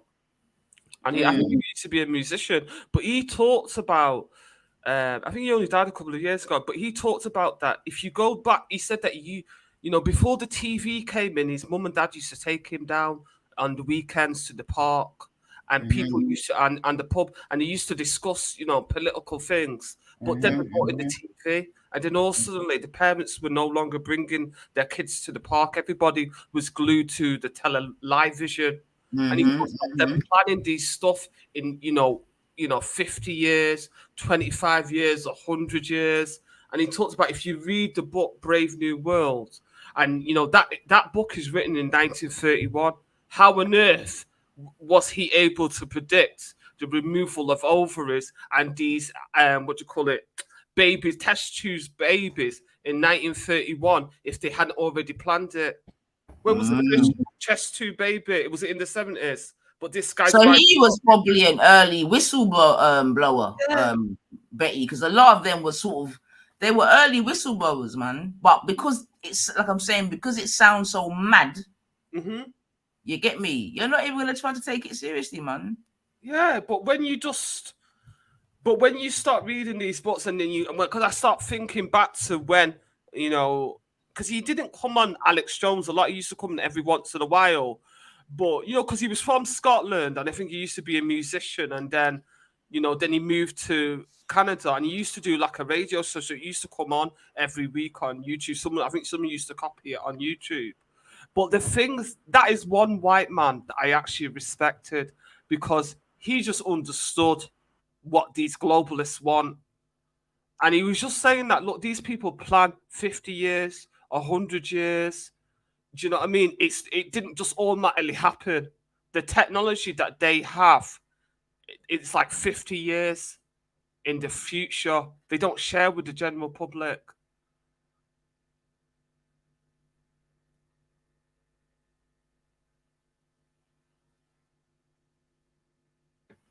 All right, Betty. So what I'm just going to try, I just quickly scrolled for a quick video to see if we can get like a summary of what you're speaking about in terms of the Brave New World. So I don't know, I've never watched this one, family. I just kind of pulled it up.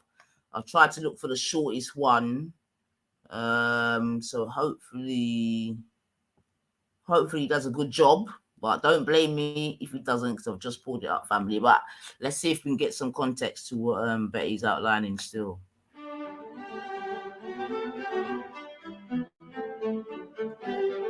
What it do, yo? This here your boy Doc Sweets, and today we getting savage with Brave New World by Aldous Huxley.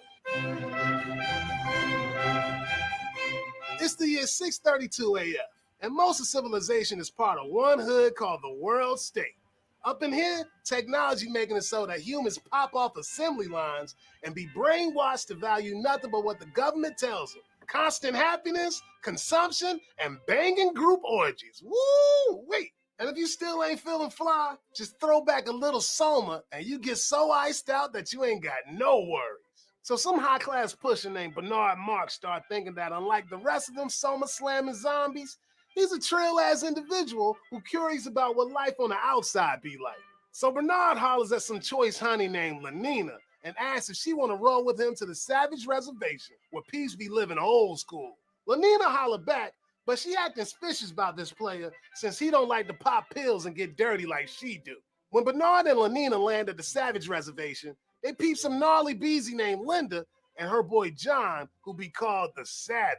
Even though John and Linda been living a low life, Linda's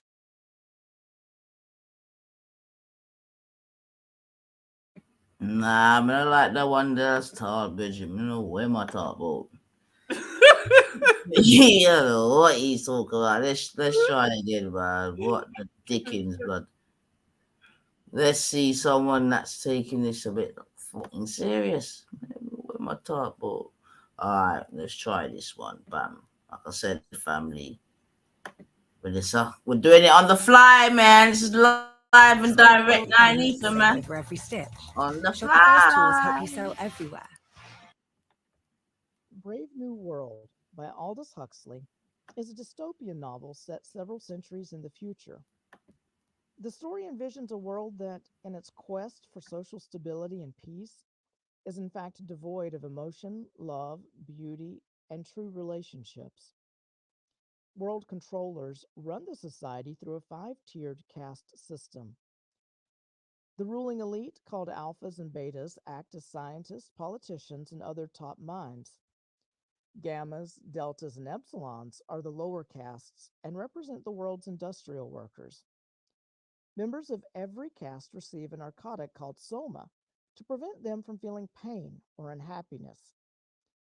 The society discourages familial bonding, and the consumption of goods becomes a replacement for religion. The book opens with Tomakin, an alpha and the director of the Central London Hatchery and Conditioning Center, giving a group of young students a tour of the facilities. An assembly line creates embryos. Babies growing inside bottles are segregated in.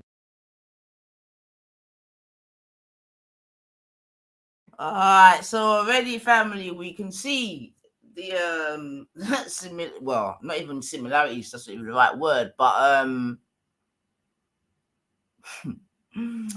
alright, let me just let it play. But I'm telling you, this world here, oh my god, man, these people are sick, man. Into castes. Each child is raised without their biological parents. The facility conditions toddlers through 2 techniques: neo-Pavlovian, which use electric shocks and sirens, and hypnopaedia, which plays ethical phrases on repeat when children are sleeping. Mustafa Mond, an alpha and one of the top world controllers, lectures the students about the history of the current utopian world order. He explains that people were once individualistic and had children through live births, which led to intimacy and complex family dynamics, preventing happiness and social stability. Are you hearing this, family? After a 9 years war with anthrax bombs and then an He did economic not say, crisis, she did not the say world 9 reformers years. seized control. They eradicated religion, monogamy, and most other individualistic traits, and stabilized society with the caste system and the drug soma. Early in the novel, we meet Bernard, an alpha who is a nonconformist. Most people consider him to be odd, although he finds a confidant in Helmholtz Watson, an intellectually superior alpha who has become disillusioned with society. Helmholtz is tired of his job writing slogans and statements to keep people subjugated and happy. He is searching for a way of expressing something, but he still does not know what. He pities Bernard, understanding that their intellectual leanings prevent both of them from fitting into society. Lenina Crown, a beautiful young woman whom Bernard is attracted to, agrees to accompany him to the Savage Reservation, a plot of the worst land where people remain in a natural state, fenced off from the society. Tomakin grants Bernard to make the trip, then reminisces about visiting the reservation himself with a woman 25 years earlier. Unfortunately, Tomakin was unable to find her after she got lost in the mountains during a storm.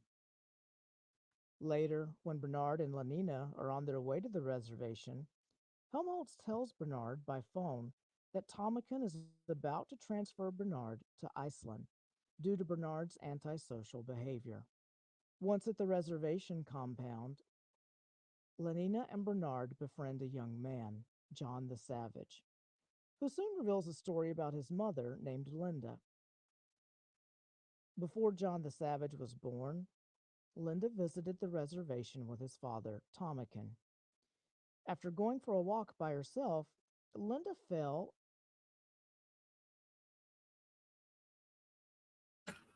Yes, family. So obviously for fair use and all the rest of it, giving a little bit of commentary, but do you know what I mean? I see Janet said they want to take away our emotions, and Afro-Asian history said so they can control us. You see what I'm saying to you? So yeah, I mean, I guess like Betty was saying before, and I'm definitely gonna sort of underpin what she's saying there. Like a lot of these things that we're seeing today have been in the making and in the pipework for many, many, many a year, right? And I'm sure for those that are the sort of architects of certain things, I'm sure they can't even believe how well it's going, right? It could be argued, yeah. But and I'm gonna let this play. You know what I'm saying to you, because I do think it's actually hard, yeah, because it's something I've actually forgotten about. And look at that, that's my people them again. So I have to go on mute. But yeah, man, listen, everything that's happening today has been warned of and been written, and apparently, according to certain hold on a second, family.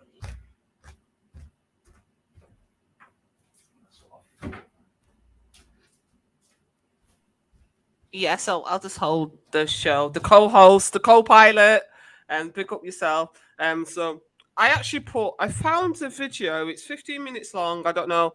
It's Alan Watt, you know, the Scottish man I was talking about propaganda, brainwashing, and a brave new world. Revisited, but definitely this is what they want. Like you said, Janet, they seem to want to replace mothers. They've done it with fathers because, you know, the sperm donors, you can buy sperm now. Do you know what I mean? That's how you see all these men, these red pill men. A lot of men are getting, you know, they're getting upset. I've even saw like, like, you know, Betty's a bit freaky. You know, I'm a little bit freaky, DK. So I was out there on my show, like I think it was about a year or so ago, just chatting about vibrators, you know, sex toys, and, you know, just the way I was just doing me, yeah. And then the man wrote in the comment, like, I can't believe it. You know, you're replacing men. And I was like, no, this is just for when the man's not around, isn't it? But I didn't understand that many men see vibrators and sex toys for women as replacing men, like they won't need us no more. And then I'm thinking, maybe this is what they were on about on this Brave New World. Maybe that was their intention, for women to not want a man no more because they've got a machine to do the job. You see what I mean? So I'm like, but I never really thought of it that way, because I just didn't think like a sex toy could replace a nice warm body and a man and company. But many men see sex toys that women have as a threat. Yeah. But so going back to what basically, so that is a way to sort of replace men. And I think I got to be honest, I do think that is probably the agenda behind it. There's obviously, you know, if you bring a load of sex toys in, because now they're selling fake pussy. There's dolls that men could have sex with. I saw it on like a video on, I think it was on Vice. Like lonely Japanese men were having sex with and like toys, like, but not like a proper like a pussy, like a fake pussy, like a big doll pussy. So they replace women. So a man, you don't need a man because we've got a toy for you, and then you as a man don't need a woman because we've got a toy for you. But you also don't need a father because you know we're going to sell sperm, and then like Janet Huggins is saying, now they've got incubator pods where they can make the baby in the laboratory in the pod. They don't even need women's wombs anymore. So like Janet said, and then the next thing is to get rid of the emotions, so you don't get upset about being replaced. Like, you know, like that I, Robot, the film I, Robot with Will Smith. Take the time to watch it. You know, because how many times have I heard the rise of the machines? Is the machine going to come and take your job? I remember when I was a 19-year-old working part-time in Astor, and the mothers used to come in at 9:30 and go at 2:30. I used to be just on a check part-time on the checkout. Now you can't see checkout girls no more. Now they expect you as the shopper to do your shopping. Yeah? that you're going to scan out your shopping for the basket. And not only do they do it on the basket now there's some of them want you to do it for the whole shop. How many women's jobs and like teenagers' jobs that have been lost to the rise of the machines? This is what they've been warning people for decades. People have been warned, watch out for the rise of the machines. Now they're talking about artificial intelligence now, aren't they? They're talking about the worry that, you know, the machines might become sentient, yeah? And that, you know, they might take over. So this is why we're getting all these, is it dystopia films like, you know, Brave New World, and then, you know, Will Smith. What was that one where Will Smith and the aliens landed, and then like Armageddon, all this different thing. They're telling you what these people, this is what Alan Watt used to say, the Scottish guy. Hopefully Naive will be able to play a bit of what he said. But this is that they plan these things in decades. Whether you want to call these people the Illuminati, whether you want to call them what's that, is it the Club of Rome? You know, the Bilderberg, you know, all these different, whatever you want to call these people. It's not an accident that Aldous Huxley in 1931 was talking about test tube babies, and the first test tube baby comes in the 70s. How did he manage to predict it 50 years before? But obviously, he was an elite. He was from the elite. I think he might have been Oxford educated and been the teacher of George Orwell, who wrote Animal Farm. So why were they both talking about the same thing?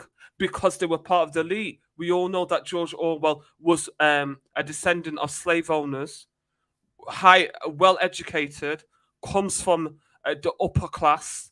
There's some upper class people that are worried about what's going on, and they try and tell you, but they can't come out and tell you. So they've got to sit down and type it in a little fiction book. And it's only the clever people that will clock and think, hang on, this is kind of seems eerie. What is this like? You're looking at the book, you're thinking, hang on here. Is this like kind of like some type of psychic prediction of the future? And then people are like, oh, no. But go back to those books, people, that were both written in I think the 1930s. And so much of what they've written has come true. And then tell me that that's an accident. Do you know what I mean? They let you know who that's they big facts. That's big. Sorry to cut. Thanks, Betty. You know, sir, you know what going in the back, right? So my apologies, but thank you for holding it up. I can't believe I can see Sexy Lion in my chats, blood.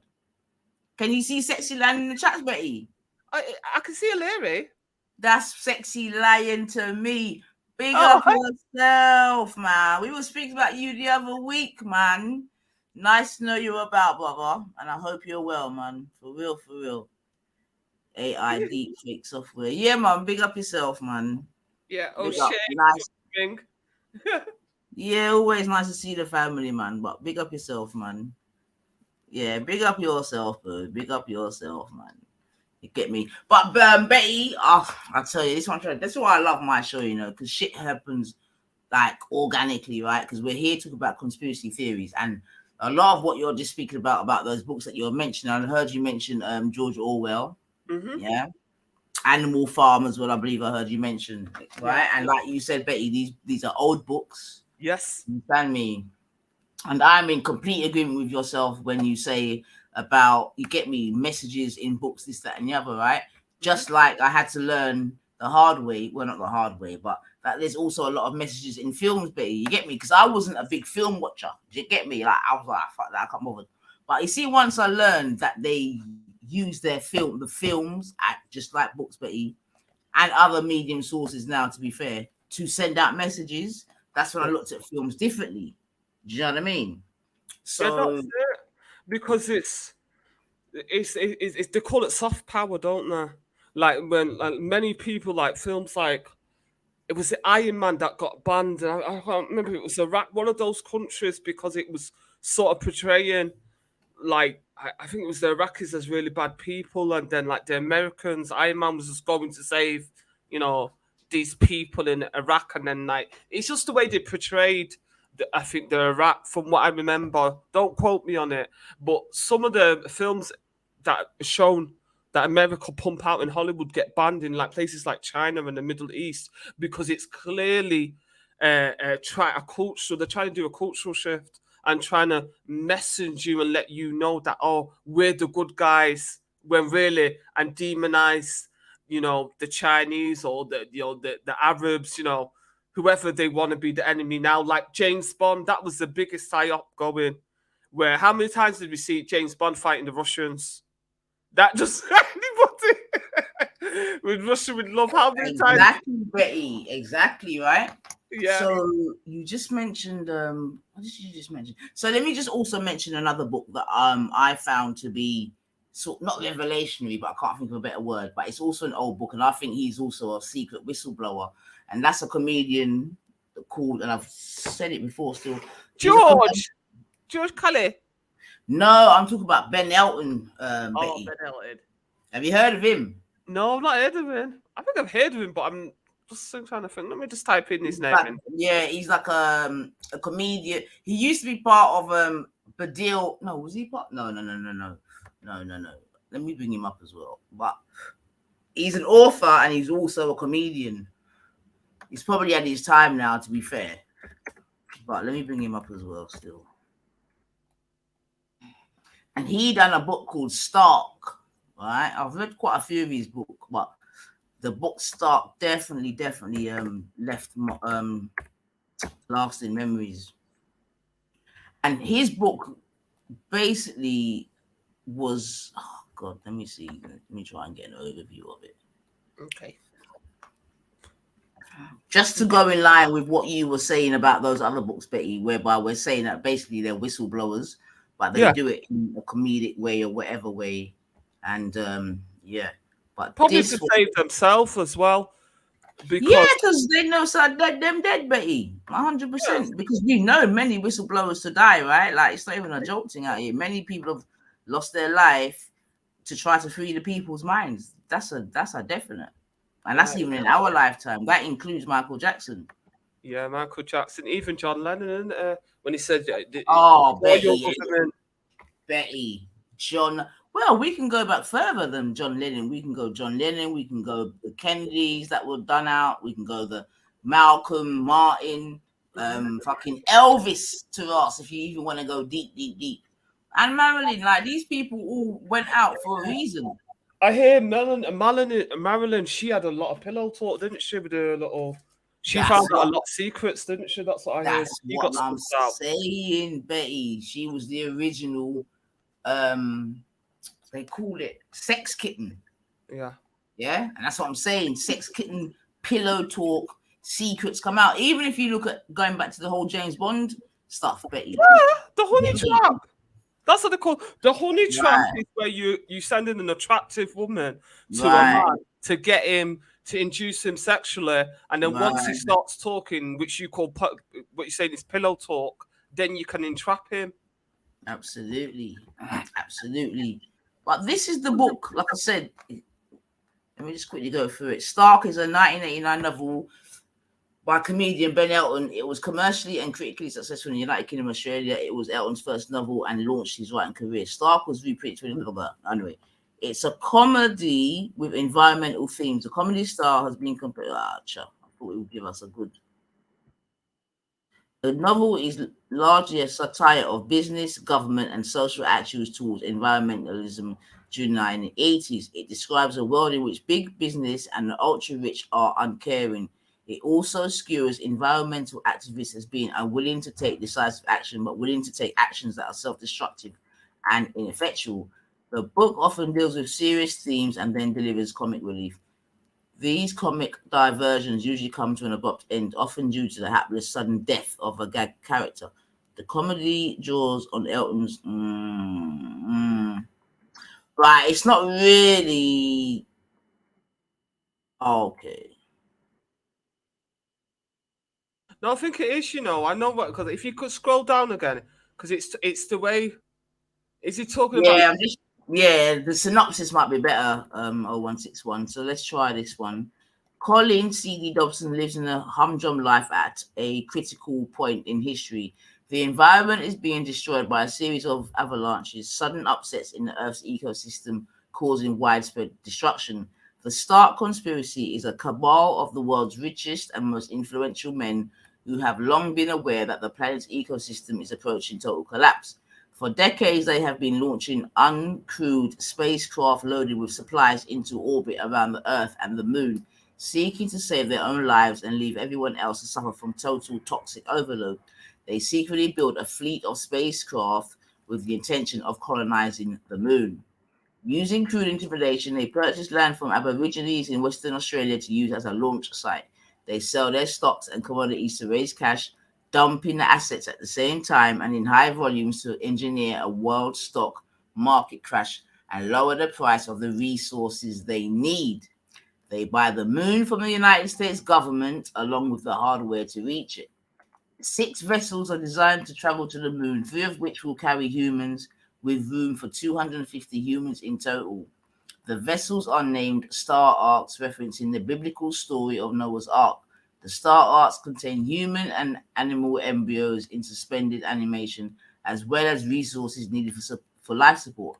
The Star Arks are prepared under the cover story that the consortium is building a desert resort. CD and his friends from a group called Eco Action, each of them has their own reason for fighting the consortium with the collective goal of trying to protect the environment. They take action against the consortium's activities and in the process uncover the conspiracy.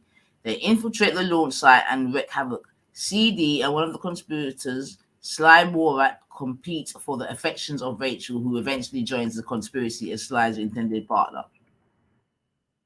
Eco Action tried to warn the rest of the world about the plan, but they are not taken seriously. The Cabal kill many of those who have investigated or uncovered the conspiracy.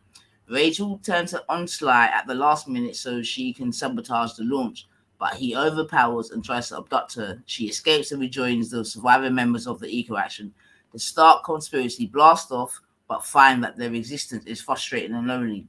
Sly Moore eventually commits suicide. The narrative ends with the abolishment for the world's consumers over their inaction on environmental issues in the late 1980s and early 1990s. Yeah. So apologies, family. I know there's a little bit of a mouthful still. But like I said, that world is no Afro. That world is here, man. That world is, that's what I'm saying, Afro. I feel that world is here. Do you know what I mean? And like I said, that book is from the 80s, and I think I read it in the 90s. But that book is here. That book is here. That is here. Because, and you know why I believe, I'll tell you why, what cemented my vibration that year. You see cryptocurrency, Betty, yeah? Mm-hmm. That could be used anywhere in where there's internet, let's call it. So if we go back to things like Star Trek and that, right? You know, in Star Trek where they go to different places and this and that. I've often thought, well, how are they going to spend money, right? But I can see that the digital money is something that you can spend out of, outside of this earth. Yes. I know it sounds far-fetched, Betty, but you know they're sending all sorts of this and that to the fucking moon, to Mars, this, that, and the other. Yeah. You know, my man went down, tried to go and, you know what I mean? Like, I don't know, Betty. It's just mad. It's mad, man. You know, actually, now, I'm just going to switch off the topic a little bit. Now, Alir is here, and since he's Yoruba, I wanted him to ask him about how old he actually thinks the Yoruba people are. Because the reason why I was asking Alir is because when I did my DNA test, obviously, I came up with like, I think it was about 23% Yoruba. But when I looked at the timeline on mytrueancestry.com, it just literally like so if you go to 1600s, like my ancestors are like Khoisan people. It's just like 100% Khoisan people, yeah. But then if you go back further, then there's a little bit of Yoruba, and then if you go to the 1800s, the Yoruba just shoots up, and the Khoisan drops to like 16%. So I'm wondering how many, like the Yoruba, how many people they've actually given birth to. Because like if you go back, like if I go back 800 years, it talks about my ancestors being Bantu, majority Bantu. So I'm thinking, I just think that maybe the Bantu and the Yoruba came together, had children, and gave birth to a lot of people in Nigeria, different ethnic groups in Nigeria. I don't know if he knows how old the estimate of how old the Yoruba are, or whether they're 1,000 years old. You know what I mean? I was just wondering whether he knew. Sorry to go off the topic, Naifa. Naifa, you there? Nah, that's cool. I'll drop the link just in case he wants to jump on still. Yeah. I don't know. I can't even answer your question, Betty. But then, in terms of the so before they were Yoruba, what were they then? Khoisan. It says they were Khoisan. Right. That's so that's Kenya. A lot of Kenyans are Khoisan, right? No, Khoisan is South Africa. Them little hunter-gatherer people, the ones that look Chinese, black Chinese. Yeah, but I'm sure there was I'm sure they were a lot of those wiped out in Kenya, right? By Audrey somebody. So they're saying that the Khoisan used to live in Kenya as well. Yeah, definitely. But let me check my facts still, because I might be talking nonsense. But I was under the impression that there was a lot of them, but they were wiped out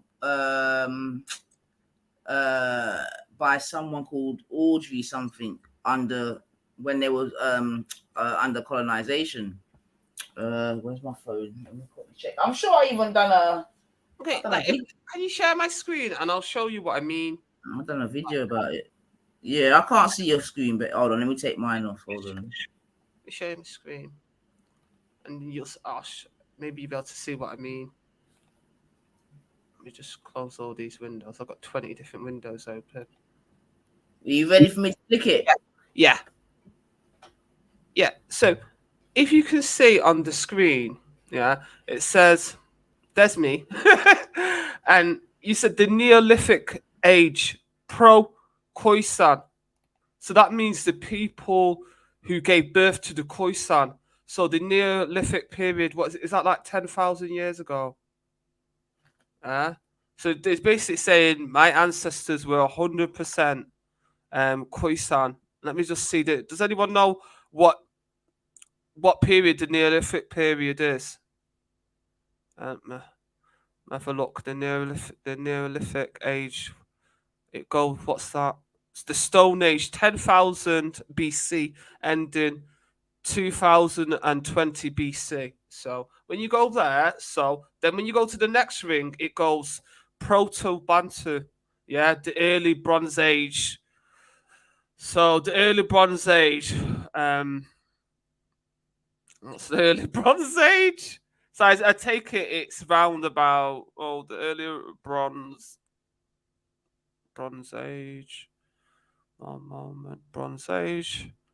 Time period. So 3030 BC to 12,000 BC. So basically it's saying like there's two different groups. Then when you go to the late Bronze period, it goes to 100% Khoisan. So what is indicating to me that the Khoisan and the Bantu have come together and created my ethnic group. Do you see what I mean? Because if then you go to the next ring, which is the Dark Ages, it says 79% Bantu. And then when you get to the next ring, it goes the medieval age is 80% Khoisan. Then it's 1.9% more from the Dark Ages. Obviously, yeah. So, and then the Dark Ages is 79% Bantu, and then the Dark Ages again is I can't even know how to say that name, but basically it's the Nubian Christian kingdom, which is 18%.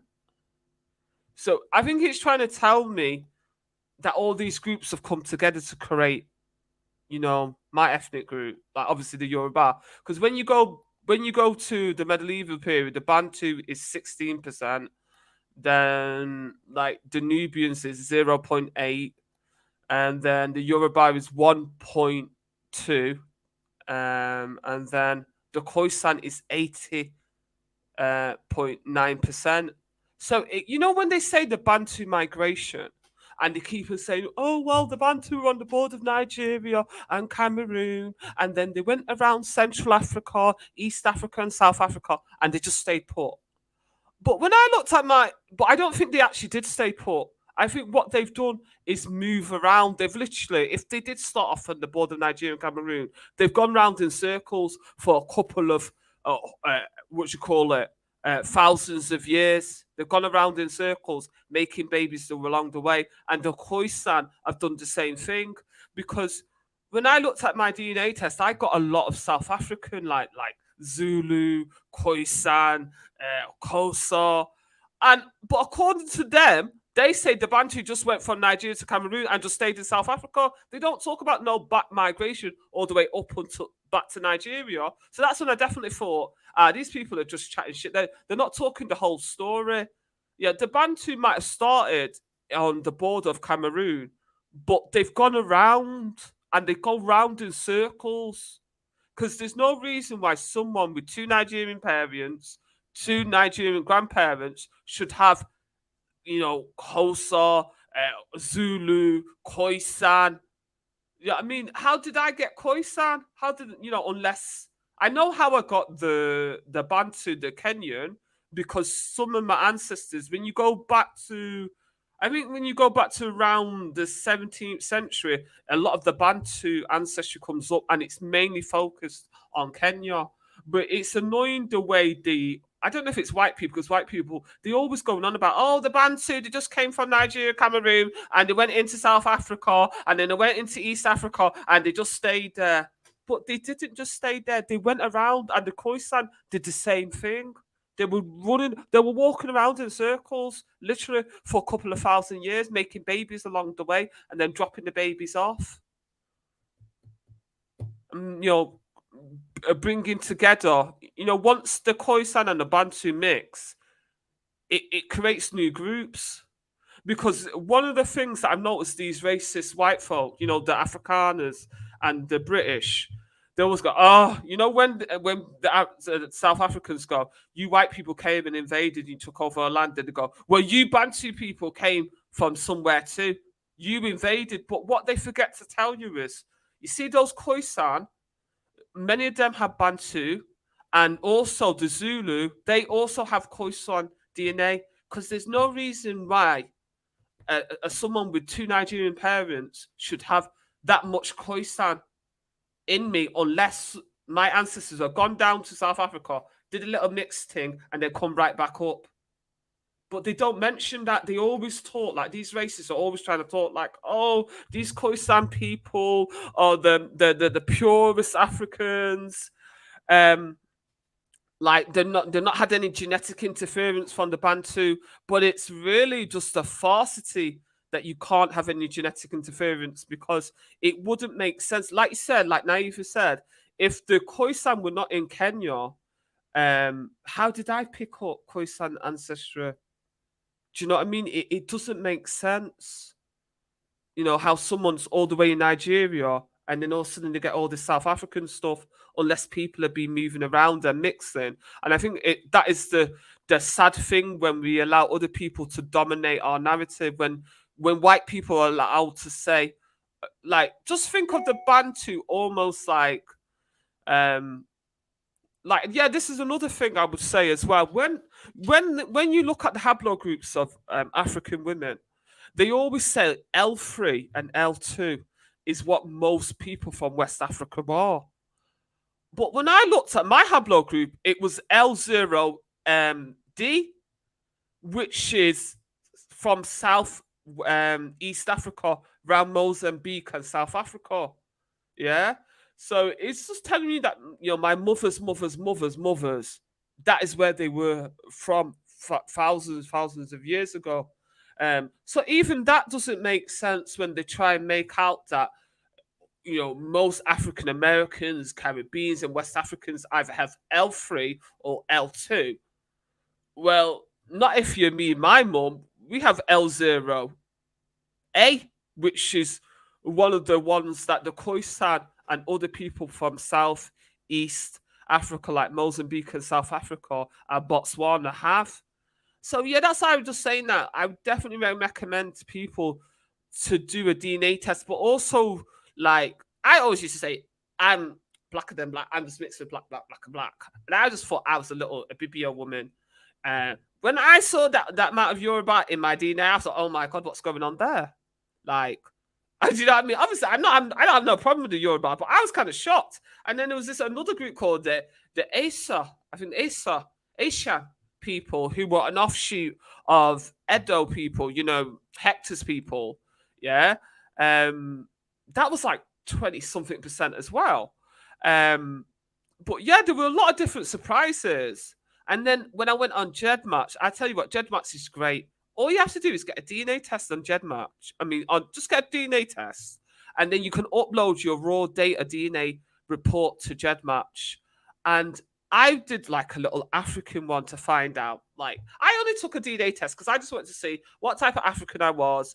And there was not really much history on the BBO people. They always started our history with the king getting some pants from some white people. And he always recorded us, the ethnic people, as slave owners. And Betty was not happy about being my history starting with being a slave owner. So that's why I took the DNA test to see what type of African I was. And then I found out I was like every type of African. This DNA test, it basically said the first one it said in Nigeria, it said I was Hausa Nigerian, then I was Igbo Nigerian, then I was Yoruba Nigerian, and then I was what should we call it? The Asian Nigerian, and then there was another random group in Nigeria that they said were my ancestors. That is when I realized I'm actually a Nigerian, like a proper one. Not like I did not really want to be a BBO because they're only like, I don't know, 1 point. I don't know. They're a tiny percentage, like 6% of the population or whatever. Like, I mean, everybody wants to be Yoruba or Igbo or Hausa or Fulani. But yeah, so I got Hausa ancestors, Fulani ancestors, Yoruba ancestors, Igbo ancestors. Every major group in Nigeria is my ancestors. And I was just amazed, to tell you the honest truth. So all this purity line that people keep alive, I swear to God, I think my mum and dad have been telling me lies, and other people have been telling me lies. Because, you know, a lot of Nigerians like to say, oh, you know, in your Mother's Day, you were not allowed to go to the next village and make children and get married. You know, your grandma and your granddad, they were second cousins. But I realized, honestly, naive and people, I realized that people have been telling a whole load of lies. There's been a whole load of mixing in Nigeria and the whole of Africa, and people are not telling you the truth, isn't it? I'm not saying that all people didn't mind. I know there are some people that will say a Yoruba will marry Yoruba, but there were some people that just did not care, and they were making babies and giving birth to other groups. That is what it's taught me, which is a beautiful thing. I feel like a real Nigerian, but yeah, it was weird because I looked at other people's DNA tests, yeah? Other Nigerians were getting like 96% Nigerian. I only got like 71%. And then I got like 22% Kenyan. So I started typing in Nigerian DNA tests, yeah, to see how. Obviously, I was trying to compete with other Nigerians. I was like, I'm sure this is a fluke, yeah? You know, I've got to be Nigerian, more Nigerian than all these other people. But no, it wasn't a fluke. Yeah, a lot of Betty's ancestors come from Kenya, and all those other Nigerians that have like 96%. Obviously, a big percentage of my family are not indigenous to Nigeria, and I'm all right with it. Honestly, I am. But it was a shock. No, Betty, and this is what I'm trying to say. This is why I'm not even too sure about all these DNA things, right? But the thing is, yeah, when we strip it all back to where it's all supposed to be, yeah. Everyone started off as one and somehow changed. Yeah, all right, then cool. Yeah. But in terms of Africa, you know, obviously the change has happened over a period of time. Mm-hmm. I guess the question I'm asking, like, how did, and maybe that's definitely a question for another day. But in terms of tribalism, do you get me? And how different tribes got their names, this, that, and the other. Even that's worth a conversation, right? Because you know the mere fact that you can be in Africa, or no, let's say Nigeria, specifically, and have X amount of tribes, quote unquote, although the people are the same, quote unquote, You get me? That's cause for discussion. You get me? Because at the end of the day, I don't know. I know you just mentioned however many different tribes, but I'm sure that those tribes are probably just in neighboring states or neighboring villages or whatever the fuck you would have called it. You know what I mean? Because them times the demarcation. Yeah, a lot of them are neighbours. Like the Hausa are neighbours to the Fulani, the Igbo are neighbours to the Yoruba, and BBO people are neighbours to Igbo people. So people have been mating with the neighbours basically.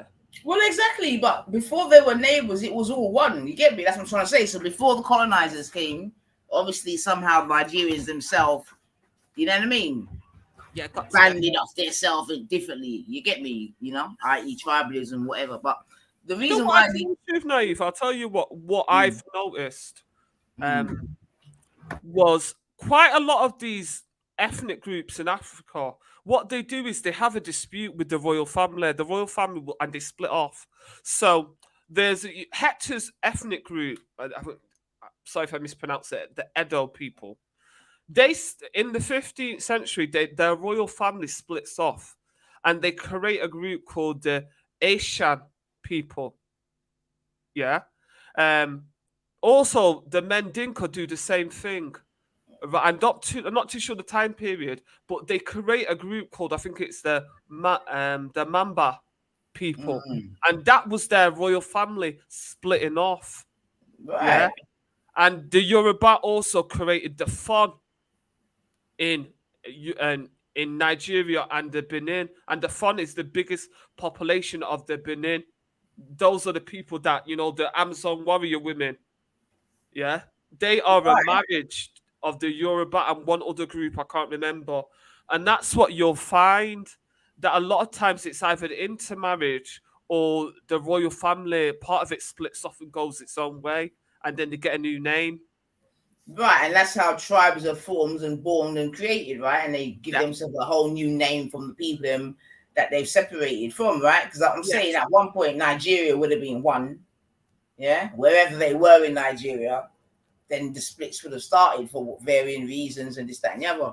But actually, I was speaking to my mum about this. You know, actually, the time when me and Maku actually used to speak, he told me something, and he went, you know, the original population of West Africa were pygmies. Because I was saying, well, you know, where were all the people, if we come from the Nile Valley, who was in West Africa? And he went, pygmies, yeah? And then I looked into it, and, you know, it does seem to be right, what he's saying, because, you know, the pygmies are obviously in Central Africa, Cameroon, the Central African Republic, Congo. But there's still, like, I remember speaking to my mum about it. She went, yeah, there's still little people in Nigeria. She said when she was young, there were little people, but they were protected because there was such a small population. But what they're saying is that, you know, us tall Africans, we came from the Sahara, because before the Sahara dried up, the invasions into Africa and the Sahara drying up pushed us into what we call West Africa, and, you know, Central Africa, and then people from the Sahara mixing with the pygmies has given birth to many of the groups in West Africa. Okay. Well, yeah, this was I hear you, man. Because, you know, I mean, I'm not as turned up on the whole genealogy thing and where as yourself, so that's why I haven't really got much of a strong input. I myself have not taken a DNA test and all that. I would definitely recommend it, Naivy, because one thing with the pygmies are one of the oldest group in Africa. That is why their DNA is so distinctive. So when I looked at my DNA test, it went, I think it said like 2% pygmy from Cameroon, and then like another 3% pygmy from Congo. Yeah, because they're so old and distinctive, and their haplogroups on the male side is B, and the female side, I think it's L0. Like, don't quote me on the female side, but I know the male side is definitely B. And obviously A, a haplogroup for a man, is centered in Cameroon. That is where Adam, where they say everybody, you know, like they say the mother and father of humanity is in Cameroon. It's called A0, but the haplogroup for women, because remember, genetic Adam was not around at the same time as genetic Eve. I think they say there's about 50,000 years between them. But genetic Eve, she's found in, I think, in Ethiopia. Yeah, this is the ones they're still calling Lucy, right? No, not Lucy. Lucy is like millions of years old. Lucy's a different one. Lucy is not a Homo sapien. The Eve, genetic Eve, oh, big up mind. Genetic Eve is only like maybe 400,000 years old, and she's centered around Ethiopia, Kenyan area. Lucy is the one, you're going way, way back millions of years to the start of human beings. Well, they're both me, man. So whichever way you spin it, boy. But Janet says she don't trust it. I am not 100% in the DNA thing at the moment. I'll be real. But yeah. But big up yourself, PM. Come on, man. You're coming in at the last. I would still recommend people do it, because one of the things it did, it was able to let me know, like, for example, the African Americans and Caribbean people that returned to Africa and like mated with my people and some of my ancestors. Like, I did hear them, but I was not aware that some of them had returned. And what the British did was they put them in Sierra Leone. Then those returnee enslaved Africans mixed with some of Sierra Leone people. And then the British Royal Navy, because they were Anglophone, able to speak English and Christianized, they were used in order to spread Christianity. Yeah, obviously, because they put an African face, a black face on Christianity. Obviously, they did something that the Europeans couldn't do. So what the British did was they dropped them in Ghana, they dropped them in Nigeria, all in their British colonies. Then those returnee enslaved Africans then were put in places like Lagos. A lot of them were put in Lagos. Then they put in Pawtucket, and then Calabar.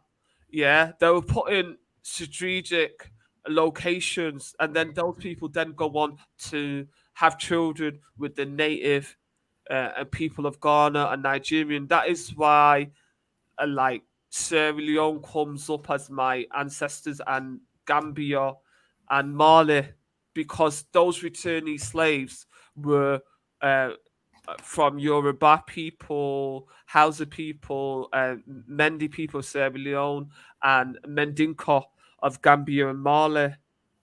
So for me, that was really interesting. I'm really happy and proud that my ancestors were able to welcome them home, even though they didn't get, if you're Gambian and Sierra Leone, you didn't get put in the same place that your ancestors came from. But I'm glad and I'm happy that they were able to welcome them home, because I understand that who wants to stick around in slavery in the Caribbean and Americas? I can't blame them for wanting to come to Africa, regardless of whether they spread Christianity.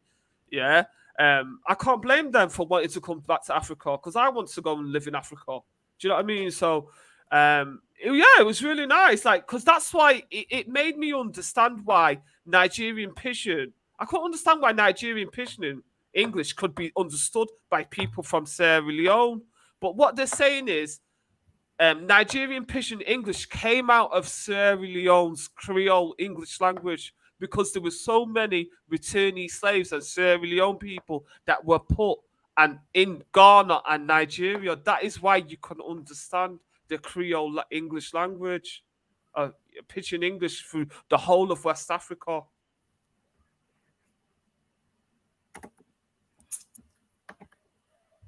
Yep, sorry, but I was just looking for something. Yep. Yeah, I mean, like, it's not because Janet said, I don't believe that we all came from two people. I was taught that some of us came from Noah.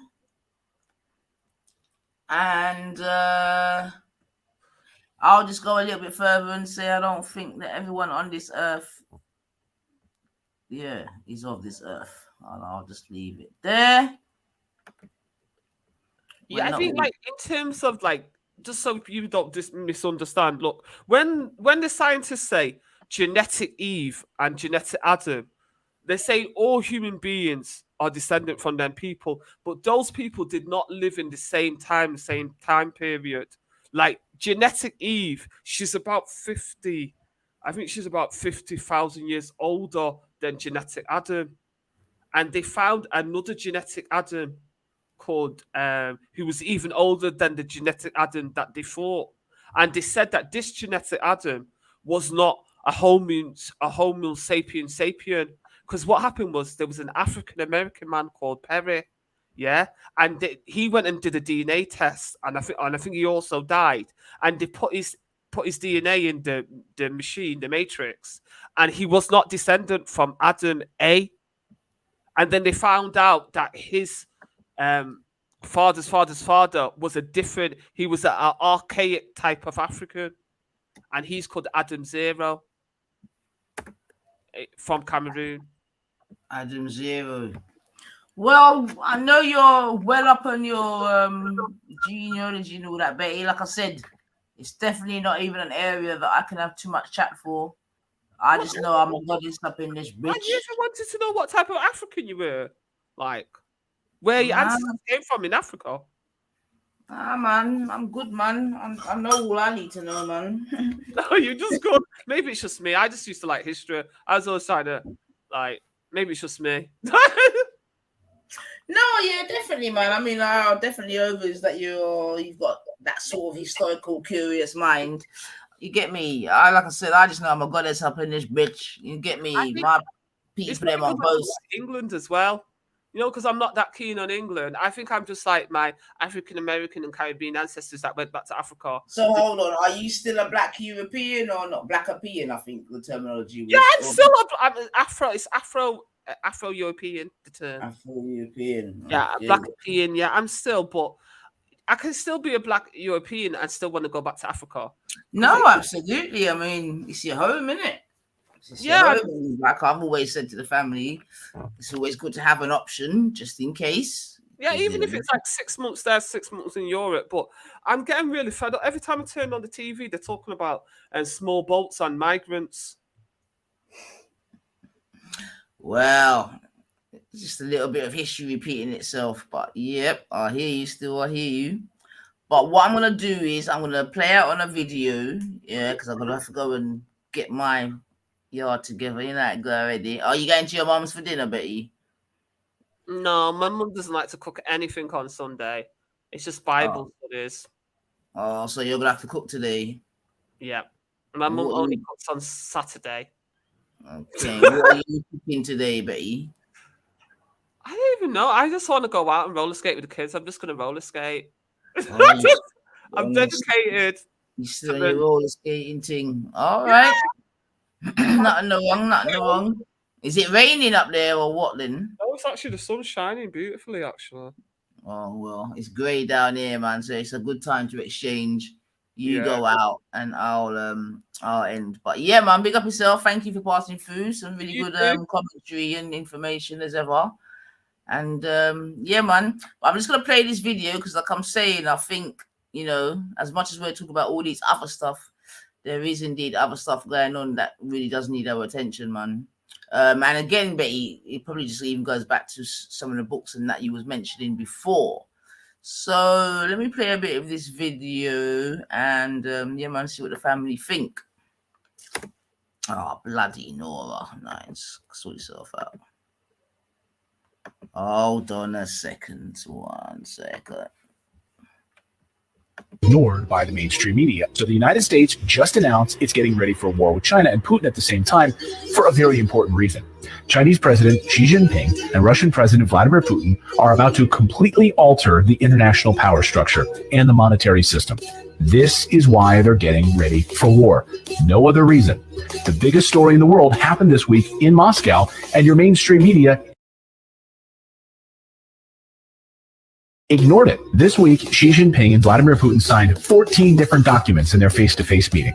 The biggest had to do with trade and currency. It's perhaps the biggest story in the world right now, but again, the U.S. media was obsessed with something else. He could be days away from becoming the first former president to be indicted. Donald Trump is under multiple criminal inquiries. The media wants you distracted from the U.S. banking crisis and the decline of the U.S. dollar. Saudi Arabia and Iran, Sunni and Shiite Muslim, are sworn enemies. They hate each other. And yet China just brokered a peace deal between them. Yes, China did that, not the United States. And then this week, Saudi Arabia openly talking about settling their oil trades in the Chinese currency yuan. This would replace the U.S. dollar. They would replace the petrodollar, the U.S. dollar that we use as a hammer to sanction any country we like. If the U.S. doesn't like you and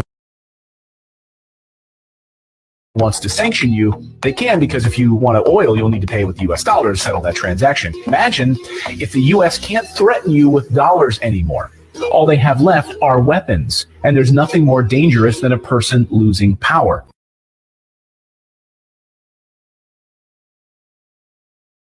Yes. So I don't know if you caught that, Betty, and I think I'm going to upload that onto my channel still. But yeah, with all the things that we're speaking about, you know, which obviously to us seem very relevant, in the background there's a lot of madness going on, man. You understand what I'm saying to you? Because, you know, China's putting in some work right now, boy, and sir.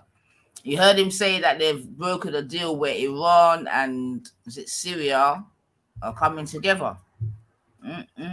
Shia and what's it called? Sunni.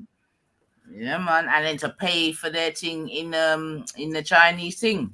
Yeah, the Chinese yuan. Telling you, man. Maybe I need to stop buying yuan. All right, and you know, we know about the digital pound that they're going to be introducing, and the digital dollar, and like I said already, Jamaica's already fully involved in that digital dollar shit. So yeah, these things are coming to pass, Betty. It's really. But you know what's not like nice about that is when it becomes digital, you're always going to have a phone or digital appliance in order to use it. So, and you know, those phones are always tracking you. No, but that's the thing though, Betty, because remember, they think ahead, right? So we've already got phones now, but the next thing is going to be where they're saying that I saw a report after 2030 seems to be a significant year as well anyway, but yeah, it's just going to be wearables, Betty. Wearables? Yeah, so it'll just be like a chip under your skin sort of thing. Oh no, the mark of the beast. No, yeah, so that will be your phone. And obviously, you know, they got the glasses, you know. Isn't that what do they call that? Where transhumanism? Yeah, but these are all coming. These are what they want in it because. I do not want no chip. Like I saw, a Deutsche Welle, the German English channel, do a documentary on that. And the people that are already chipped in Sweden, they've got the microchip in the hand. It opens their home. They pay at the shop. They're already chipped. Exactly. That's what I'm talking about, Betty. I don't like the idea. That shit's happening already, man. And like I said, you're going to have wearables where your phone, you know what I mean? You just go like that. You might have a little glasses or whatever, or you'll be able to like put up like an invisible screen in front of you, sort of thing.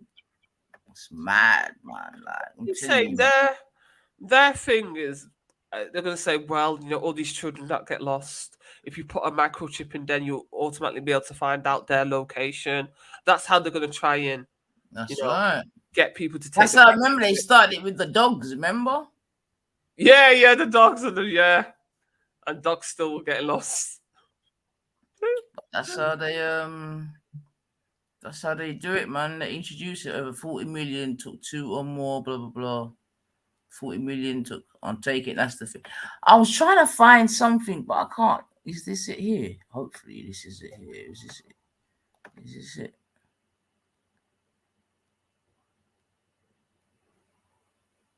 Let me see if this is it. Yeah, this is it still. Right, I don't know if this is for you or not, Betty, but again, because obviously we're in conspiracy series settings. Okay, so you just heard that one there. That's right. they started to chip animals for. And remember, these people love their animals, man. Like they love them more than their own people, them in real life. So that's right, man. It's all about conditioning. It's really all about the seeds were planted a time ago. A bit like my raspberries, mad.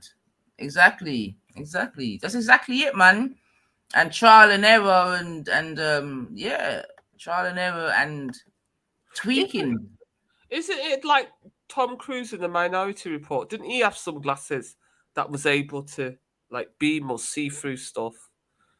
That film, the Minority. Well, I've not seen it, but yeah, I mean, Apple, Google, they've got these things. They've got these things in the pipeline already. They've made them already. Like I said, we can sort of look into that next time. But yeah, long time, Betty. Like we're saying, minute, they plan years ahead, man. Yep. Right, so I'm just gonna play this one, and I think I'll leave it there only because you were just speaking about what you were speaking about. But this one's obviously regarding the badge and what they are finding in persons that have been badged. And I remember, I don't know if there was a undertaker, and I think he was from Milton Keynes or something, and he was talking about what him and his colleagues were finding in bodies that they were going to embalm. Yeah, because in embalming, well, not even but when they embalm someone, they got to take out all the fluids in it. Yes. From the body. Yeah. Yeah. And this embalmer was saying that what was coming out of the bodies wasn't normal. You get me? And he showed pictures of just, I don't even know how you would describe it still. Do you know what I mean? Yeah. And they also said that whatever this thing, say it came out of the lungs, for example, they said that it would imitate the shape of the lungs. Like some V shit. I'm not even gonna lie. But let's have a little look at this still, and we'll see what I've got. I always do this. No volume. Come on, girl. Come on. Let me go. Growing inside. Let's start this. Did you get your badge? Are you fully badged up, Betty? Oh, you've been like vaccinated? Oh yeah, I had to because I need inside. All right, this might not be for you then, but Understand that these are not clumps of blood. These are not clumps of blood. That's what I'm trying to get across. Right. There's no way that these are blood clots. At the very high resolution, they look like almost reptilian scales. Wow. Reptilian scales. Wow. On the side. And yeah, there you go. Right. See those reptilian scales? What I'm saying is that looking at this is shocking to me because, number one, none of this belongs in the human body. None of this belongs in the human body. Right. This is being found in people who have, quote, died suddenly. Basically, when you get these, you're not a regular human being anymore. You're not a regular human being anymore. Looking at this is shocking to me because, number one, none of this belongs in the human body. Number one, none of this belongs in the human body.